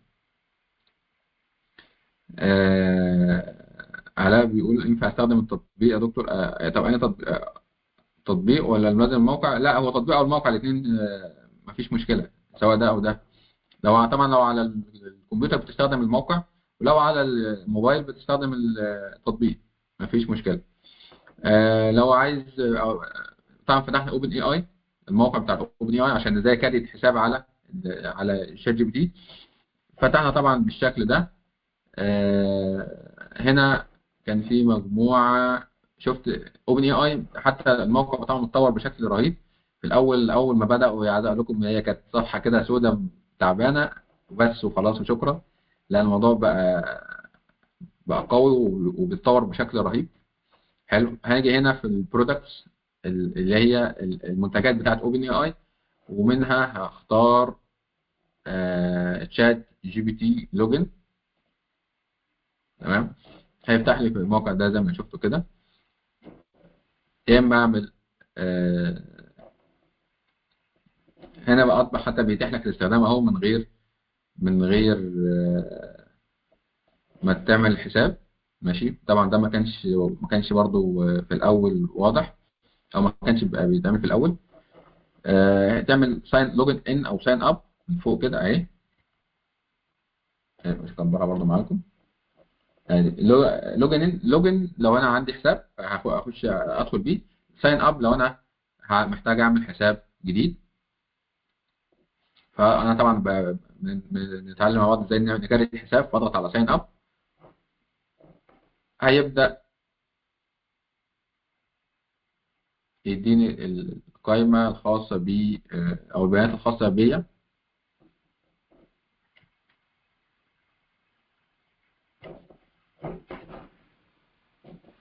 تمام.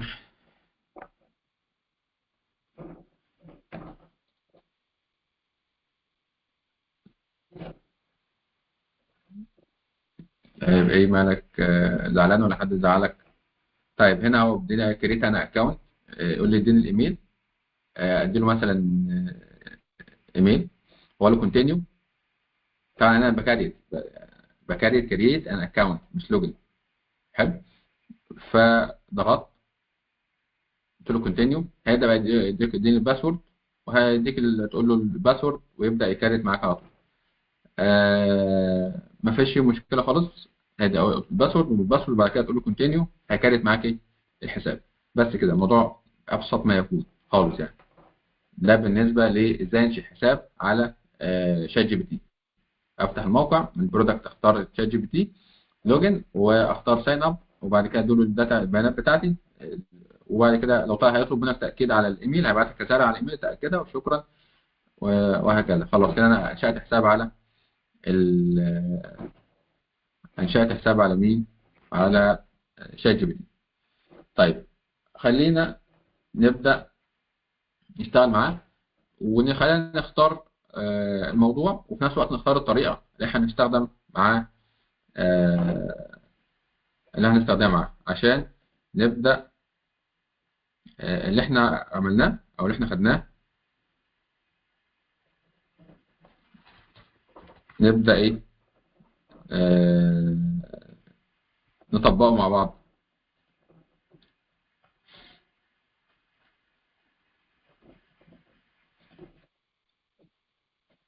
طيب ده كده بالنسبة للشات جي بي تي.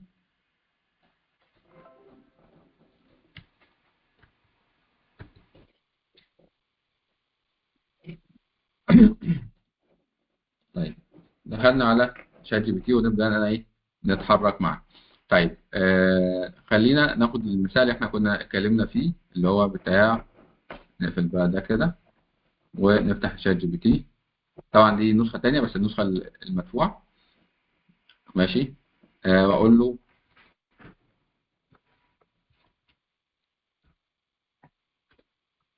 السلام عليكم.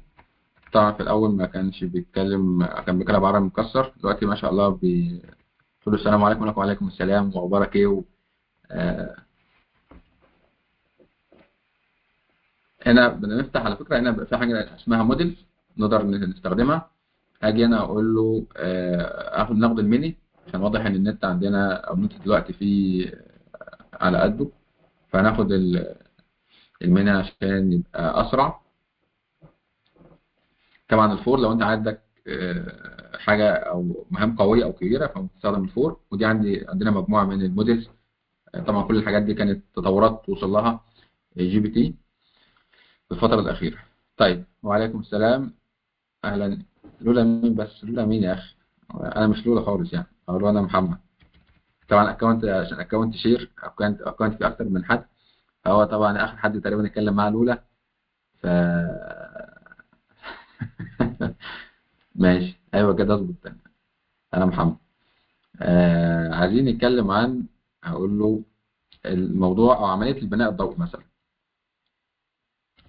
آه بقول له النهارده انت نستخدم الاول نديله الروم وبعد كده نديله التاسك وبعد كده نديله الفورمات.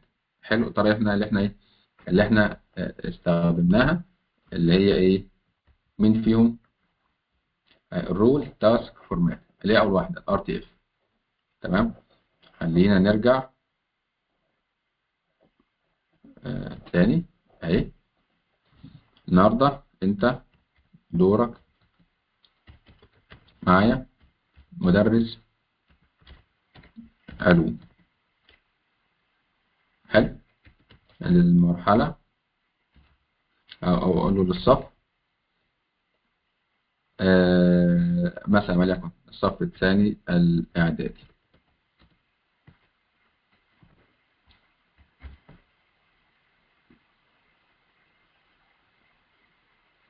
فانا كده عملت ايه؟ بحدد له الرول. قال لي تمام يا محمد انا جاهز من حضرتك في تدريس العلوم للصف الثاني الاعدادي. ايه الموضوع اللي محتاج تركز عليه له؟ شوف لما ابدا معاه صح هو كمان يبدا معايا صح، وما ما بيجودش بقى، بيحترم نفسه وماشي معايا ايه خطوه خطوه.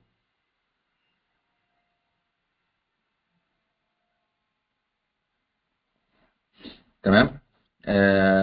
بعد كده عندنا ايه؟ اقول له عندنا درس البناء الضوئي.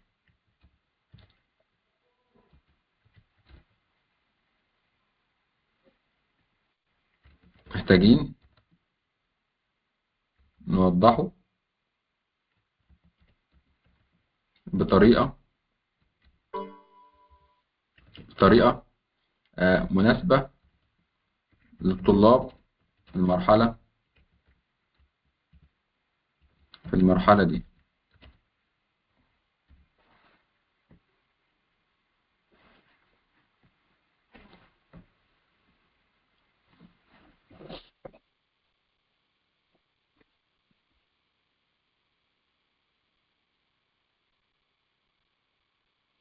فراح بدأ على طول قال لي بالطبع لك بعض الأفكار لتوضيح درس. بالمناسبة خلينا هاديين يا جماعة مع الجي بي تي أو أي أداة يعني. خليك هادي وما تستعجلش في إنك تاخد كلامه بسرعة أو تحكم حتى على كلامه بسرعة، أو إنك تبص بصة سريعة وتعدي وتجري أو تقول له حس يعني. خد اهدى معاه، وكأن حد بيكلمك وانت سامع له كويس. وعلى فكره ممكن تخليه يتكلم لو ضغطت على النقطه دي كده اللي هو اريد، هيبدا هيقرا. ماشي، لو انت حابب تسمع او ما عندكش خلق انك تقرا كتير، ممكن هو يقول لك هو كاتب ايه. تمام. بس اه سامعين الصوت ولا مش سامعين؟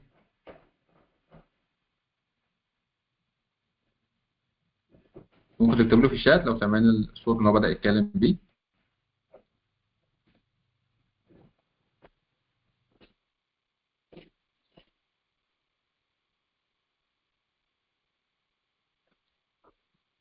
تمام. آه لا، الصوت مش واضح. طيب بصوا سريعا اهي تاني، اقول له شير ساوند. اوكي جميل. بص كده معايا.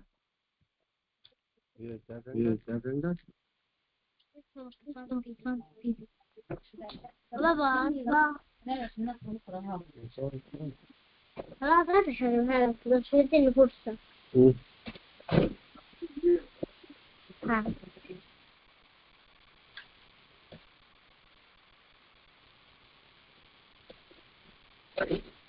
تمام. آه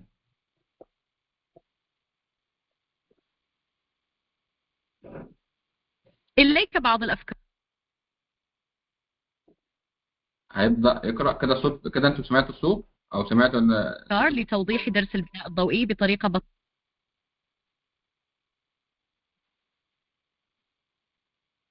كده صوت الجي بي تي وهو بيتكلم بقى واضح؟ هو فعلا مش مستقر يعني. طبعا دي حاجات لها خاصة، حاجات يعني سرعة النت والكلام ده. بسيطة ومناسبة لطلاب الصف الثاني. وعشان كده احنا ايه ما بن... يعني ما بن... احنا بنقرا القراءة والتكست الخفيف اخف الحاجات على الانترنت. فده مناسب لينا اكتر يعني وفقا لسرعاتنا الموجودة. تمام. آه... تمام. هو النت فعلا واضح ان هو فيه مشكلة او الدنيا بطيئة، فالحمد لله ان احنا امورنا مستقرة في المحاضرة يعني. الحمد لله رب العالمين. طيب هو كده بدأ يقول لي تعريف البناء الضوئي الأول. قال لي ابدأ بتعريف البناء الضوئي على إنه عملية تقوم بها النباتات لتحويل الضوء الشمس إلى طاقة. استخدم جمل بسيطة. زي إيه؟ البناء الضوئي هو كيف تأخذ النباتات الضوء من الشمس وتصنع وتستخدمه لصنع غذاء. يعني شوف بيقول لك قول الكلمة دي. وده كان النقطة اللي كان بيتكلم فيها دكتور محمد البركي من شوية، اللي هو إيه؟ الإجابة بقت مهمته هو، بس أنا مهمتي إن أنا أقدر أسأله صح عشان هو يبدأ يديني إجابة صح في اللي أنا محتاجه. ده التعريف، ودي الجملة إزاي استخدمها في الشرح. وكده شرح المكونات الأساسية اللي من الضوء، اللي هو الضوء من الشمس والماء من الجذور وثاني أكسيد الكربون من الهواء. يمكن استخدام صور أو رسومات توضيحية لكل مكون. جميل. قال لي العملية استخدم نموذج مبسطة للتوضيح وده يتم ازاي. وقال لي العملية ممكن تتم ازاي. يمكنك رسم معادلة البناء الضوئي ومديك المعادلة عاملة ازاي. حلو. اشرح ان الجلوكوز هو الغذاء الذي تستخدمه النباتات، بينما الاكسجين هو ما تطلقه في الهواء. وهكذا تجربة بسيطة ومديك تجربة. ممكن اجرب تجربة بسيطة في الفصل. ضع ورقة نبات في الماء وتعرضها للضوء. بعد فترة سيتكون فقاعات هواء حول الورقة. اشرح هذه الفقاعات أن هذه الفقاعات هي الأكسجين الذي تنتجه النباتات. يعني شفت مديك إيه التجربة حتى تعملها في الفصل، واداك بسيطة خالص عشان تقدر تنفذها. استخدم الوسائل التعليمية مثل الفيديوهات القصيرة أو الرسوم المتحركة لتوضيح العملية. شفت بقى مدرس يعني وسائل تعليمية وبتاع ووسائل تفاعلية. ولو قلت له اديني الأهداف كمان، لو انت عايز اهداف معرفيه واهداف سلوكيه واهداف 3 انواع اهداف اللي بتشتغل عليها في تحضير الدروس، هيديك اهداف الدرس ويديك كل حاجه، هيحضر معاك الدرس. حلو. طبعا احنا ده فور اكزامبل يعني، ده كمثال. كل واحد فينا في دراسته او في شغله يقدر ياخد نفس الخطوات ويوصل لنتائج زي كده واحسن كمان زي ما اتفقنا. اسئله تفاعليه. اطلب من الطلاب طرح اسئله حول ما تعلموه يعني اللي هم او استخدم اسئله بسيطه مثل لماذا تعتبر الشمس مهمه للبناء الضوئي؟ ماذا يحدث اذا لم يكن هناك ضوء شمس؟ بهذه الطريقة تتمكن من توصيل المعلومات بشكل فعال وممتع للطلاب. هل هناك شيء معين تريد إضافته أو التركيز عليه؟ شفت بيسألك إزاي؟ عايز حاجة تضيفها أنت، محتاج تضيف حاجة أو تركز على حاجة تانية. عشان كده مهم جدا تبقى عارف أنت عايز إيه. على فكرة في الحالة دي الجي بي تي يساعد المدرس الشاطر، ويساعد صاحب الشركة الشاطر، ويساعد العالم في مثلا في مجال العلوم الشاطر، ويساعد في بتاع التسويق الشاطر. يعني هيساعد الشاطرين، خلي بالكم، لأن الشاطر هو اللي يكون عنده القدرة إن هو يسأل. لكن الضعيف مش هيقدر يسأل، وبالتالي مش هيقدر يوصل لأحسن نتيجة، وبالتالي هيبقى استفادته من الموضوع برضه ضعيفة، عشان هو المستوى ضعيف، أو لو متوسط هتبقى استفادته متوسطة. فنحاول دايما تبقى شاطر في شغلك، شاطر في دراستك، عشان تبقى تقدر تسأله. بالنسبة للدراسة بالذات، طبعا أنا معلومات جديدة عليك أو الكلام ده، هتبدأ تديله السؤال زي كده. طبعا احنا هنا بنساعده إن هو يشرح، لكن لو قلت له اشرح لي، هو اللي هيبدأ يشرح لي أنا. لو انا مثلا عندك في انت في تجاره، انت في علوم، انت في طب، انت في هندسه، انت في اي كليه، عندك درس معين، اكتب له الدرس ده او اديله المحتوى بتاعه اللي خدته من الدكتور. وانت مثلا ما فهمتش قوي من الدكتور، فخليه هو جي بي تي اديله المحتوى ده وقول له اشرحه لي، هيشرحه لك. اديني امثله، هيديك امثله. اديني صور عليه، هيديك صور عليه. اديني اسئله عليه، هيديك اسئله. اعمل لي عليها اسئله واجابات، هيعمل لك اسئله واجابات. كل الحاجات دي ممكن برضه نعملها دلوقتي ان شاء الله في النموذج او في الدرس اللي احنا بناخده، او المثال اللي احنا شغالين عليه دلوقتي. فده كده ايه؟ ده كده المثال. بالنسبه للجزئيه دي خلاص، هو قال لي الخطوات دي. فقلت له، انا بقول له مثلا لا دي مثلا اجابه. لو قلت له مثلا دي اجابه ضعيفه جدا، ماشي، ضعيفه جدا، عايز حاجه احسن من كده، عايز اجابه افضل من كده. حلو. تفتح يقول ايه؟ اول حاجه يعتذر، يقول لك معلش يعني سامحني في دي، هديك اجابه ايه اكثر تفصيلا ووضوحا عملت من الضرب بما يناسب طلاب الصف في سنه الاعداد. شفت مركز معاه؟ هو كده مركز معايا على الموضوع والمرحله العمريه. يعني لما اشرح ده للجامعه غير لما اشرحه للاعدادي غير لما اشرحه للابتدائي، الموضوع مختلف. فانا مخليه مركز معايا، وهو فعلا بدا يركز معايا على الجزئيه دي. الدرس البناء الضوئي، المقدمه، ابدا بسؤال تحفيزي. شفت هنا وفقا لو حد فيكم مش لو حتى مدرس، هو لو انت حد، شوف الاول اداك ايه، بدا بايه، وهنا بدا بايه. هنا بدا بعنوان الدرس واداك مقدمه، وابدا بسؤال كذا. على فكره الحاجات دي تدريس يعني. يعني حد شاطر قوي وفاهم تدريس هيحس ان هو فعلا بدا بقى المقدمه. ده كنا بنسميه او بنسميه فعلا لحد دلوقتي تمهيد للدرس، سؤال تحفيز للطلاب. ازاي النبات بيعيش وينمو من غير ما يروح يشتري اكل؟ هو ده سؤال يعني. فخليت الطلبه او الفصل بدا دماغه تشتغل معاك. شفت هو فاصبح النتيجه لما تقول النتيجه ضعيفه دي نتيجه احسن، وبدا فعلا يحسن من النتيجه اللي هو اداها لي. ممكن تقول على فكره انا محبط جدا، انا متضايق من النتيجه اللي انت اداها دي، ركز معايا ودي نتيجه احسن من كده. هتلاقي يقول لك اعتذر ويديك نتيجه احسن من كده. معاك مرتين لثلاث مرات تقدر، او 5 مرات كمان تقدر تستخدم معاه الطريقه دي من وقت للتاني عشان يديك نتيجه احسن. تعريف البناء الضوئي، هو العملية كذا، استخدام تشبيه بسيط. فكروا حتى، شفت بديك الجملة بصيغة بسيطة جدا، تحسها حتى عامية، بس هي عربية بسيطة. ممكن تقول له كلمني بالعامية هيكلمك بالعامية، كلمني بالمصرية هيكلمك بالمصرية، كلمني بالخليجي هيكلمك بالخليجي، كلمني بالخليجي في المنطقة الشمالية في السعودية عشان هي لها لهجة مختلفة هيكلمك بيها. كلمني ما اعرفش بالكويتي هيكلمك بمصطلحات الكويتي، وهكذا. فهتلاقيه شغال معاك زي ما انت عايز، بس انت قول له، هو هيتأقلم معاك او هيتكيف معاك حسب ما انت محتاج. العمليه كذا، عشان برضو ايه مش حابب نطول قوي، عشان في الاخر وصلنا للنتائج دي بالشكل ده. التجربه العمليه كذا، النقاش والاسئله بعد الدرس، الخاتمه كذا، الانشطه كذا. كده اصبح الدرس منظم اكتر ومنسق اكتر في للطالب او للمرحله دي. طيب كده حتى الان احنا شغالين على برضه تشتغل معاهم وانت مركز. انا بحاول اخليك فايق وانت شغال مع جي بي تي او مع الذكاء الصناعي، عشان انت ما تغرقش، ما ياخدكش للي هو عايزه، انت بتجيبه للي انت عايزه. فاول حاجه احنا مركزين على الدور، دلوقتي احنا شغالين على التاسك، بنكاريت ايه التاسك، وفي الاخر هنعمل ايه؟ هنطلع الفورمات. فخليك دايما وانت شغال وانت فايق، ما تسرحش، وما تخليش هو يسحبك في اي حاجه انت مش عايزها. طيب بعد كده هنفترض ان احنا كده وصلنا لايه؟ للتاسك بتاعتنا. هقول والله طيب اعمل لي، اقول له المحتوى ده، او اقول له اعمل لي الدرس، او تحديدا هقول له اعمل لي الدرس في عرض تقديم. حلو. وده كان سؤال، كان جزء كده او حاجه من السؤال اللي كان سأله تقريبا علاء امبارح بخصوص العرض التقديمي يعمله ازاي.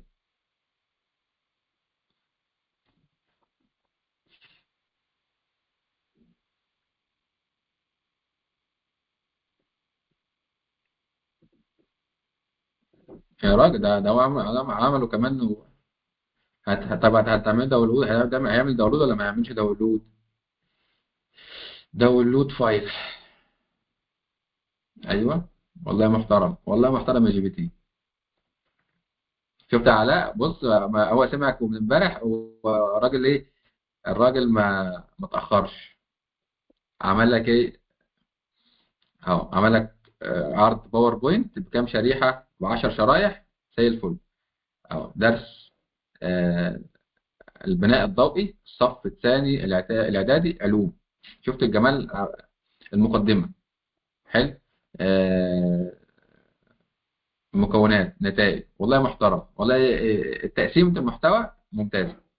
بس طبعا لسه بقى هاجي بقى انا على الباوربوينت، واجي مظبط بقى آه، الشغل بتاعي از باوربوينت بقى، يعني دي سكيل تانية او جزء تاني محتاج ايه؟ تظبطه. ما تقوليش، عشان كده قلت لك امبارح مش هيديك الحاجه في شكل نهائي، لازم انت ليك تاتش في الاخر بتاعتك. ماشي. وهكذا هتبدا بقى تعمل ترانزيشن انيميشن والكلام ده. وطبعا في الوقت ده انت محتاج تدرس باوربوينت كويس او بشكل بسيط عشان ايه؟ تظبط باقي المحتوى بتاعك وهكذا. حلو. فدي كانت اجابه ايه بخصوص السؤال اللي كان بيطلبه على امبارح. آه جميل. حلو. فده عمل لنا ايه؟ ادي عمل لنا عرض تقديمي، وقال لي برضه لو هحتاج اي تعديلات او حاجه قول لي إيه؟ انا معاك. طيب هقول له محتاج صوره لكل شريحه. انا نسيت الراء في صوره. ماشي، هنشوف هو هيعرفها ولا لا. شوف، محترم. آه قال لي بالطبع سأقدم لك وصفا للصور. قال لي انا هديك ايه؟ هديك وصف للصوره. ماشي. طيب تعال نشوف كده هو عمل ايه. في عرض تقديم حوادث البناء الضوئي. ماشي، الشريحه الواحد، وادي رابط مديك وصف الصوره، واديك ايه؟ رابط التحميل. تعال نضغط كده على رابط التحميل ونشوف. هو مش مدي مش بتحمل، فهل ده سرعه انترنت؟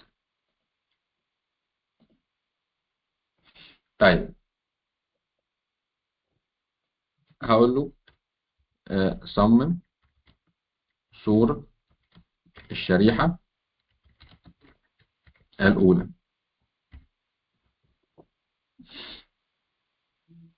أنا قلت له صممها لي بقى أنت هنا دلوقتي، ما تقوليش بقى هتروح فين تيجي منين، اديني رابط تحميل. لا، اعملها لي انت هنا وانا هحملها من هنا، خدها من هنا على طول. قال لي ها هي الصوره، بس فين الصوره بقى؟ انت لسه ما طلعتهاش. طبعا دي كلها يعني غالبا برضو مشاكل تقنيه. ايوه. حلو. ادي الصوره، ادي رسمها شات جي بي تي. ماشي. طبعا التكست اقول له شات هنا with image. اقول له لا. اقول له لا، الصوره. هو طبعا بيلوش في الكتابة على الصورة، فأقول له لا، أنا عايز صورة بدون أي نصوص عليها عشان اطلعه من نقطه ضعفه، عشان يعني عايز في الاخر برضو ايه حاجه ممكن استخدمها على كده، بس مش هتبقى احسن حاجه طبعا يعني. ماشي، عايز صوره بدون اي نصوص عليها. برضو طبعا لو عندي اي اخطاء زي كده طبعا يفضل ما يكونش فيها اخطاء عشان يفهمك او عشان ما يلوثش معاك. آه، مش هقولها الناس بدون اي نصوص، اذا كنت بحاجه لاي شيء اخر فقط في الاخبار. ماشي يا عم، جدع جي بي تي. حلو ممتاز كده. هو برضه حط التاتشيه بتاعته، حط بتاع، بس مش مشكله، سهله. ادي الشمس وادي ايه النبات وبيطلع وهكذا. فايه نتيجه ثانيه. هبدا انا اخد النتيجه دي احملها. ماشي، سواء دي او دي. اجي اقول له لا مثلا، او لو قلت له لا اقول له مثلا تعالى نجرب معاه كده، اقول له انا محبط جدا من النتيجه دي. ركز وصمم صوره افضل. ماشي، ونشوف النتيجه هتطلع عامله ازاي.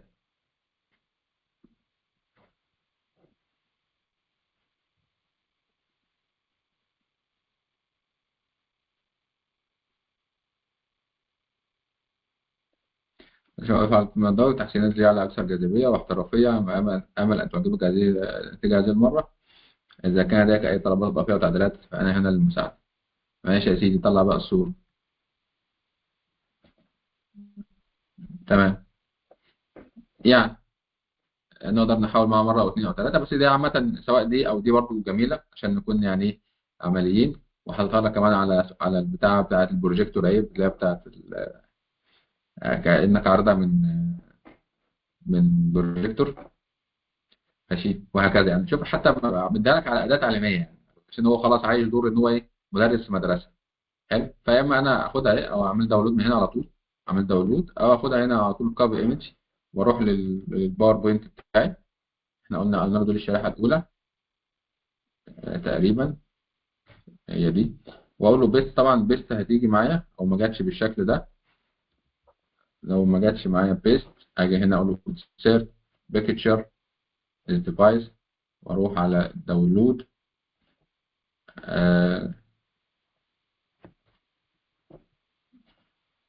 all pictures all files. ادي الصوره.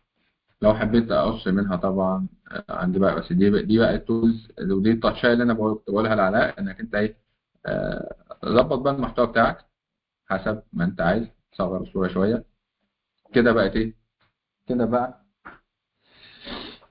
حطيت صوره على الشريحه بتاعتي. طبعا في بقى في شغل في الباوربوينت جميل وبتاع، وحركات واشتكانات وترانزيشن وانيميشن وبتاع وقصص كده كتيره طبعا. بس ده بقى لما اكون دارس باوربوينت او ابدا اتكامل الادوات دي، اخليها تتكامل مع بعضها، ساعتها هطلع بافضل نتيجه ممكنه. تمام، فده كده ايه وصلنا للمرحله دي. ماشي، فكده احنا ادي الموضوع، ادي ركزنا عليها وادينا الدور، بدا يطلع نتيجه، عملنا تحسين للنتيجه.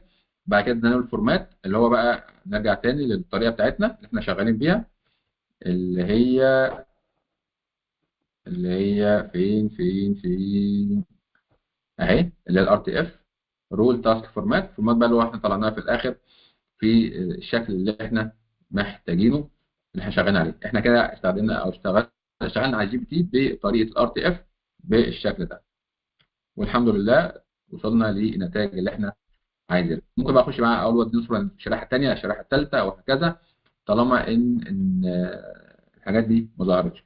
طيب انا بقى وقت ما اكون بتكامل مع طريقه ثانيه او مع اداه ثانيه ومحتاج لها برومت معين، اجي هنا اقول له طب اعمل لي برومت مثلا لميد جيرني، اعمل لي برومت للموقع كذا. هو بيجي يعمل لي برومت، انا اخده كوبي بيست على الاداه الثانيه، فيبدا يديني نتيجه بس طبعا اقوى لان الاداه الثانيه متخصصه اكتر. شات جي بي تي ميزته ان هو عارف انت ايه بيشتغل معاك في كل حاجه، بس لو انت مش فاهم قوي وقدرت تحسن وتطلع منه احسن نتيجه ممكنه، هتلاقي بيلوش كتير. فمحتاج كده يعني جي بي تي لوحده ممكن تعمل بيه اللي انت محتاجه. طبعا في عندنا مجموعه كبيره جدا من اكسبلور جي بي تيز. الجي بي تيز دي يعني ادوات مخصصه كده لمهام محدده. ماشي. لو انت مثلا حد بتاع تسويق هتلاقي بتاع تسويق، حد بتاع ماركت بتاع كونتنت، حد بتاع جرافيك، حد بتاع ماركتنج، حد بتاع احصاء، حد بتاع علوم، حد بتاع كودينج مبرمج فرونت اند باك اند، حد بتكتب كتب، حد مهتم قصص كتيره. كل دي ادوات هتلاقيها موجوده، حاجات متخصصه يعني جي بي تي صغيره كده متخصصه في تحس ان كده الام وولادها يعني، بس كل ولد بقى من دول ايه مختص بايه، متخصص في جزئيه معينه زي حاجات كتير قوي يعني. عشان كده تلاقي استخدامنا للجي بي تي بيكون كتير، وبرضه اشتراكه الى حد ما معقول، وبتحس فعلا انك ايه انك بتاخد فعلا قيمه كبيره جدا مقابل الفلوس اللي انت بتدفعها، حتى لو دفعت الاشتراك المدفوع بتاعه يعني. آه، فدي بالنسبه لطريقه الجي بي تي وازاي نتعامل معاه والبرومت انجينيرنج. وخدنا مثال لتطبيق الار تي اف كطريقه للتعامل مع الجي بي تي، والحمد لله وصلنا لنتيجه. اتوقع انها الحمد لله النتيجه مرضيه بنسبه كبيره. وطبعا كمان زي ما قلت لكم، لو انا مثلا فعلا مدرس علوم هقدر اطلع منه شغل احسن من كده كمان. عايز مثلا اقول له اعمل لي حاجه اخيره نعملها مع بعض، اعمل لي اختبار على الموضوع او على الدرس، نشتغل بقى، اعمل اختبار على الدرس. ممكن اقول له من 10 اسئله، من 5 اسئله، من 20 سؤال. على فكره هو هيلتزم بعدد الاسئله اللي انت ايه هتديها له. ماشي. حتى انا قلت له ممكن اقول له اديني السؤال اختيارات متعدد او صح وغلط او ما اعرفش ايه او مقالي، هيديك اسئله زي ما تطلب منه. هو بدا على طول اختبار بسيط واشتغل على الاختيار المتعدد على طول يعني.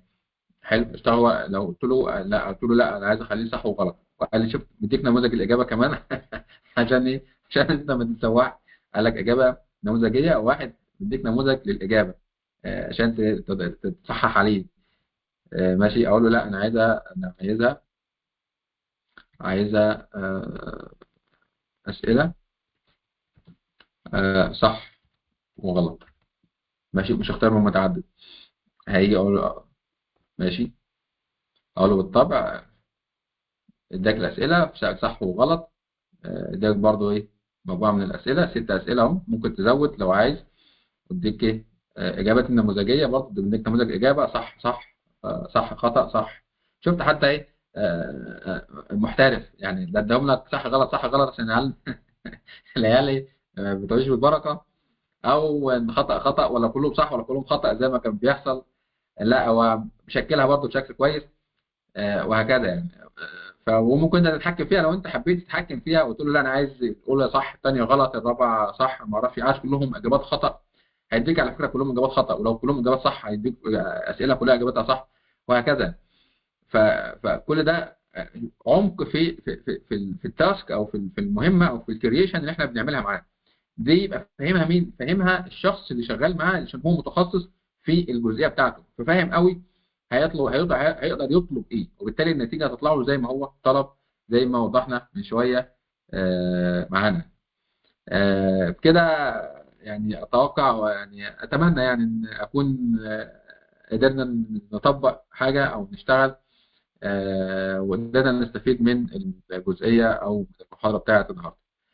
سحبنا شويه في الوقت، بس لقيت ان يعني الموضوع مفيد، او عشان نحاول نقفل المعلومه زي ما احنا مرتب لها، او ناخد معلومه كامله نقدر نشتغل بيها او نتحرك بيها، وبالتالي تبقى حاجه مفيده لينا. فطولت عليكم سامحوني، ودلوقتي لو في اي سؤال انا تحت امركم.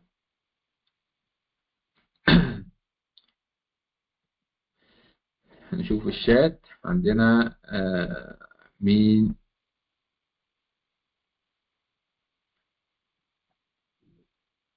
هو المجاني طبعا بصراحه ما استخدمتوش من زمان، بس ما اعرفش هيعمل كده او لا.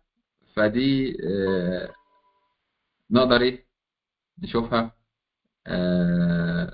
او لو يعني لو انت محتاج الموضوع فعلا هيبقى مفيد بالنسبه لك او هتستخدمه كتير، يبقى ما فيش مشكله، ممكن توصل للحاجه او الاكونتات مدفوعه، وفي اكونتات شير على فكره يعني بتوصل لتكلفتها التكلفه بسيطه يعني، ممكن لحد 160 جنيه او 180 جنيه او 190 جنيه في الشهر. فتخيل انك انت عندك اداه زي كده شغاله معاك طول الشهر ب 190 جنيه مثلا. الموضوع بسيط، ولا 250 ولا حتى 500 جنيه في الشهر. الموضوع هتلاقيه مفيد جدا لو انت فعلا بتستفيد منه. اه ممكن على فكره ينفع تعمل تقرير وترفقه ملف، وهو يعمله بطريقه صور ويعمل لك برزنتيشن ويظبط لك الدنيا على الاخر يعني. ما فيش اي مشكله على النسخه المجانيه تعمل عروض تقديميه برضو. زي ما قلت لك النسخه المجانيه، الدكتور انتصار هي بتسال النسخه المجانيه. بصراحه يا دكتور والله انا بقى لي فتره كبيره ما استخدمتهاش، مش عارف ادائها ايه في الجزئيه دي. فممكن حضرتك تجربي، ولو في مشكله او نتائج مش احسن حاجه، وطبعا غالبا مش هتبقى احسن حاجه لان هم طبعا ايه بيميزوا المدفوع عن المجاني عشان الناس تاخد المدفوع وهكذا يعني. تمام. فدي الاسئله الموجوده حتى الان في الجزئيه دي او في الشات. في اي سؤال تاني يا شباب؟ في اي سؤال تاني؟ شكرا لحضرتك، بجد والله شرح مختلف وكفايه من العلميه المقدمه. شكرا جدا والله يا علاء يعني.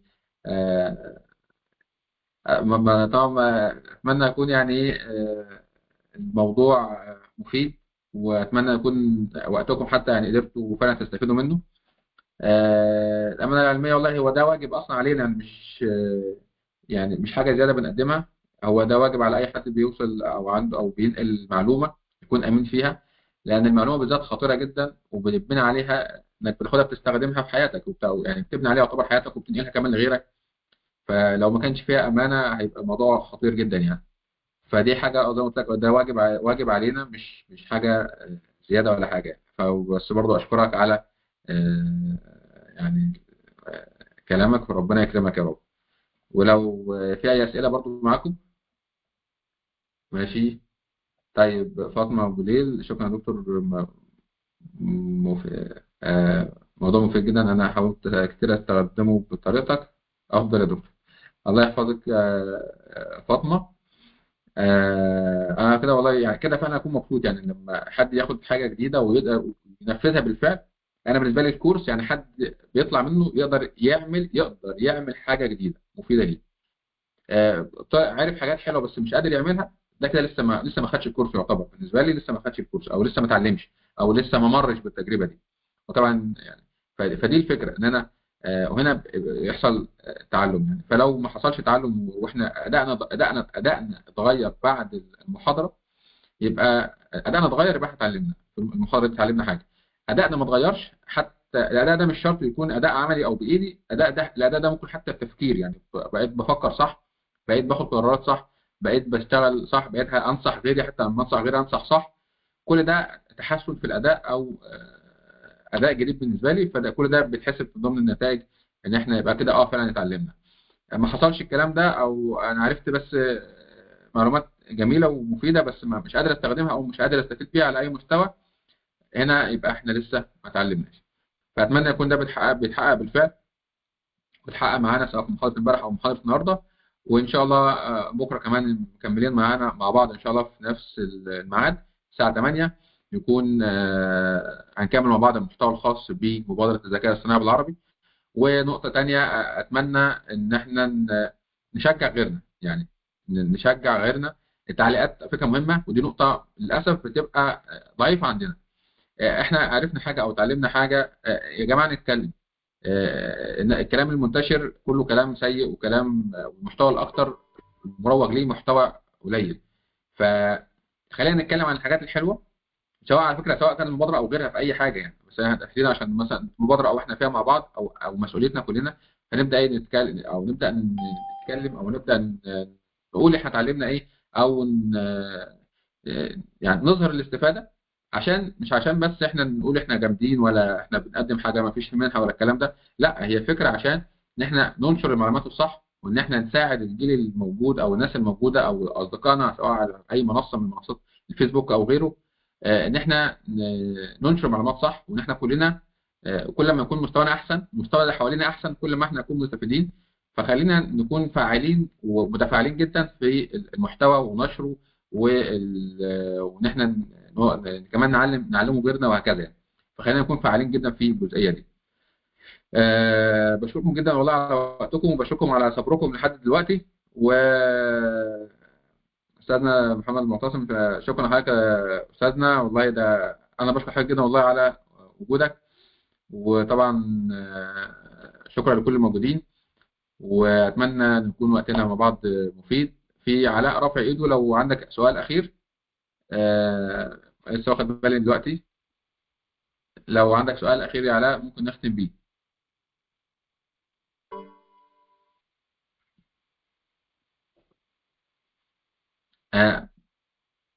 علاء معانا؟ لا تمام، ده كان من بدري وحضرتك جاوبته. طيب الحمد لله رب العالمين. جميل. شكرا جدا ليكم، وبكره ان شاء الله على ميعادنا الساعه كام؟